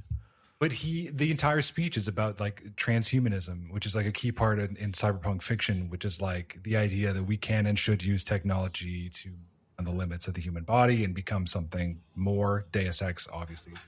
Mm-hmm. I didn't ask for this. And that's something I think you could say about a lot of Kojima's work, in that like even though it's not necessarily in the visual language of the genre, for this and for a lot of other reasons, everything he does, you could argue, is part of the cyberpunk genre to very. I think that's kind of neat, because only one game really looks like what you would think, but really at their heart, they all kind of are. Yeah, that's a good point. Also, man, sorry, go ahead. I was just gonna say you can watch the Gates monologue in Tokimeki Memorial. Oh shit! Can you really? The whole thing. That's so good. Well, we're gonna cover it eventually, so brace yourselves. I can't remember if there's an English translation of the Kojima, because Kojima was like a producer on Tokimeki Memorial. But I was gonna say, it's interesting to me. I do wonder. I mean, this is so fucking like parking lot philosophy. I feel like Kojima's dad's death. It may have been what like spurred on all this genetic obsession. Yeah. I mean, obviously his dad worked in pharmaceuticals, so like there's that through line, but it's just, I mean, I can't imagine losing a parent, especially at like 15 or whatever. So it's just definitely like a large looming shadow, I think, over a lot of his stuff. All of his work, yeah, for sure. I was going to say, I just thought about this. It's so funny to me that like per what you were saying, Lily, about like being tense about like what fucked up shit is coming next. When hyper corporate pharmaceutical shit came on, I was like, thank God. Let me just listen to those fucking pharmaceutical details. Thank you, Jesus. Let me just listen to Salvatore Toscanini droll on about fucking the moon for a little bit. Yeah, thank you so much. It's no like one's fucking, gonna get molested. Yes. Yeah. It's like the fucking the light poles in Alan Wake. You're like, let me just fucking sit here for a second. For a second, yeah. and you think that this very like emotional scene where Karen's in the hospital bed is going to be that, and then it's the light pole where it goes out when you get underneath it and it fakes you out. Actually, no, you 100. Don't get respite. No respite here. Fuck you, asshole. Mr. Scratch, please don't make me watch the molestation again. I want off Mr. Scratch's wild ride.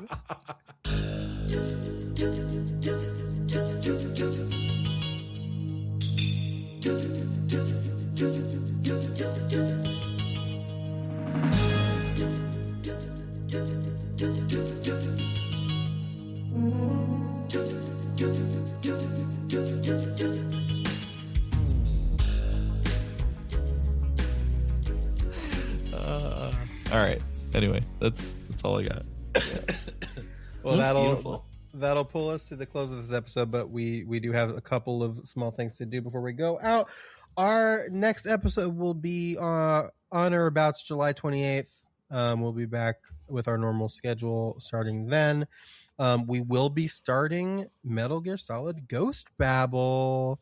Otherwise known as just Metal Gear Solid. Yes. Metal Gear Solid for the Game Boy. Very excited about that. It's going to be 2 parts, I think we've decided. We're going to cut it up into 2 and call that a little quick thing. And then after that, I think it's 4 again. We're doing MGS4. We were going to do Ghost Babble to coincide with the Master Collection, because obviously we're doing Ghost Babble and 4, which are both in the Master Collection. But due to timing, like, it's just not going to work out. But the fucking Master Collection is going to be releasing, like, pretty much right as we finish covering Ghost Babble. Yeah, crazy I timing. do think, and this is kind of fucked, so, like, Chad, I don't know how we're going to make this work, but I do think our first episode of MGS4 drops like the week that Master Collection comes out. So I think we just do generalities on like development history and stuff on those first episodes anyway. But that is something to keep in mind, is like the release date of the first MGS4 episode, I think, is like right on the same same week as the actual Master Collection. It might be good to do like a thing where like we don't force everybody to like, because Alessio, you and me have obviously played it, James and Chad have not. Mm-hmm. And I think it might be good to do, because we've hinted at like what MGS4 is and how ridiculous it is. It might be good to do our first episode about generalities and then getting expectations from Chad and James. Oh, smart. Well, that's a good idea. So that we're not forcing everybody to play the game like and right rush at to get release. through it right at Yeah. release. We can give everybody a chance to breathe. So like doing the generalities and getting kind of like building expectations for what they think Metal Gear Solid 4 is going to be. And I think that should be our first episode. Yeah, that's super cool. Yeah, like that's that. crazy that James has never played it either. I know. Yeah. just I'm realized. shocked. Worst case scenario, I do have the PS3 collection. I could start it early and just start. Yeah. Yeah. Yeah, I've got a I think- PS3 I think sitting that- here somewhere. I think that would be a good way to kind of ease us into it. That's cool. Yeah. I like that. I think Yeah, I let's like that let's do idea that too. for our first episode. Yeah. We'll break up the acts and stuff as we go. But Yeah, super stoked. Yeah, it would be nice to get like sort of what do you think is going to happen? Yeah. And see how close or like far away. Yeah. because we've said so Chad much. just fucking nails it. Yeah, I was Chad gonna just say, like yeah. lays it nails out. it first run. We Like, have yeah. said so much off the wall shit that is spoilers, not spoilers for this fucking game at this point that I'm so interested to hear what you guys Yeah. possibly think this video game is about.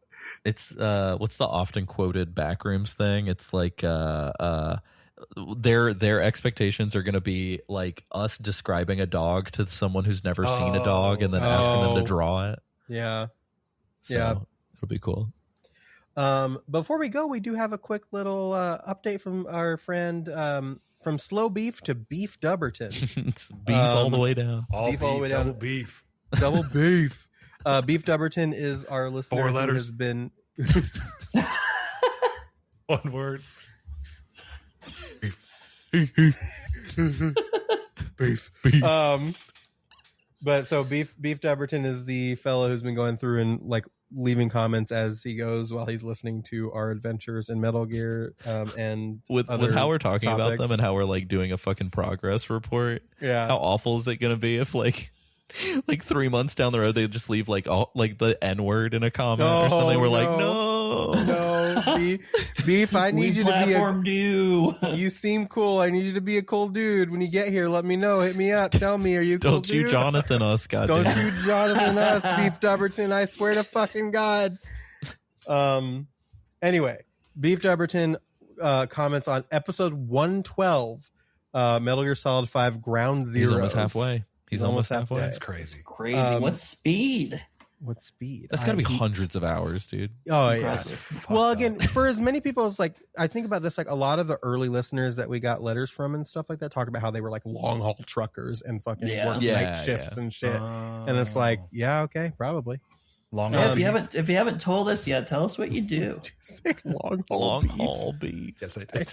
Long haul beef, baby. You know what? I love this. Why don't we? Because by the time he gets to this episode, like maybe 3 weeks will have gone by. Yeah. So like we should tell him something from, like I don't know, speculate on something from the future. I guess. That'd be kinda Oh, cool. yeah. what will beef comment next? Oh, that's Ooh.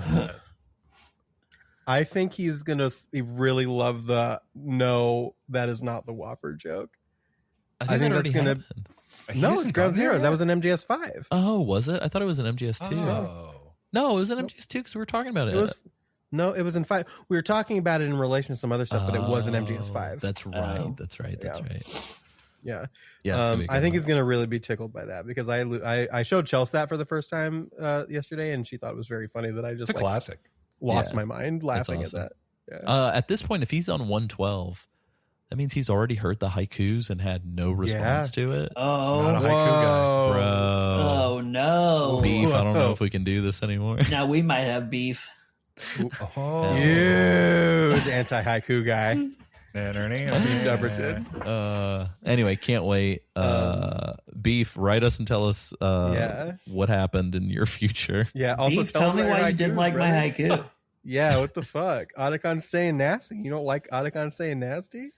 Sticky snake. Cover sticky must escape. Anyway, Beef says, I remember on my birthday that year, March 16th, and they came out with the announcement that started the official severance with Kojima from Konami. Worst birthday ever, LOL. Good episode and happy we're about to talk about the Phantom Pain. Thanks, y'all. That would suck to be like a huge fan of Metal Gear and Kojima, and then on your birthday, splitting. That's crazy. Don't like that. I was super fucking bummed out because I mean, I think the announcement.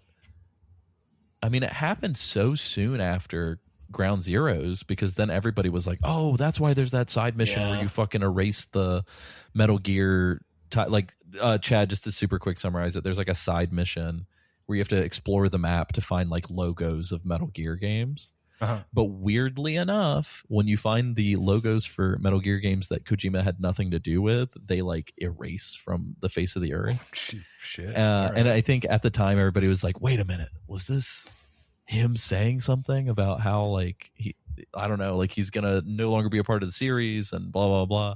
So it's just nuts because I remember getting like Phantom Pain at midnight and like, or not Phantom Pain, Ground Zeroes at midnight and like fucking. That's when I get injecting it into my too. veins. But hell yeah. No, I'm not gonna. Oh yep. But anyway, it was a great time to enjoy Metal Gear, but also a shitty time simultaneously. Cool. Y'all got anything else you want to say? I think Lily was going to do a fun joke. I agree with you. I think I got the sense that Lily had a. No, I felt she had one in the chamber. Well. Maybe more than one. It wasn't about like boxes. Well, I guess it kind of was about boxes in a way. I shouldn't tell that joke. Just a box.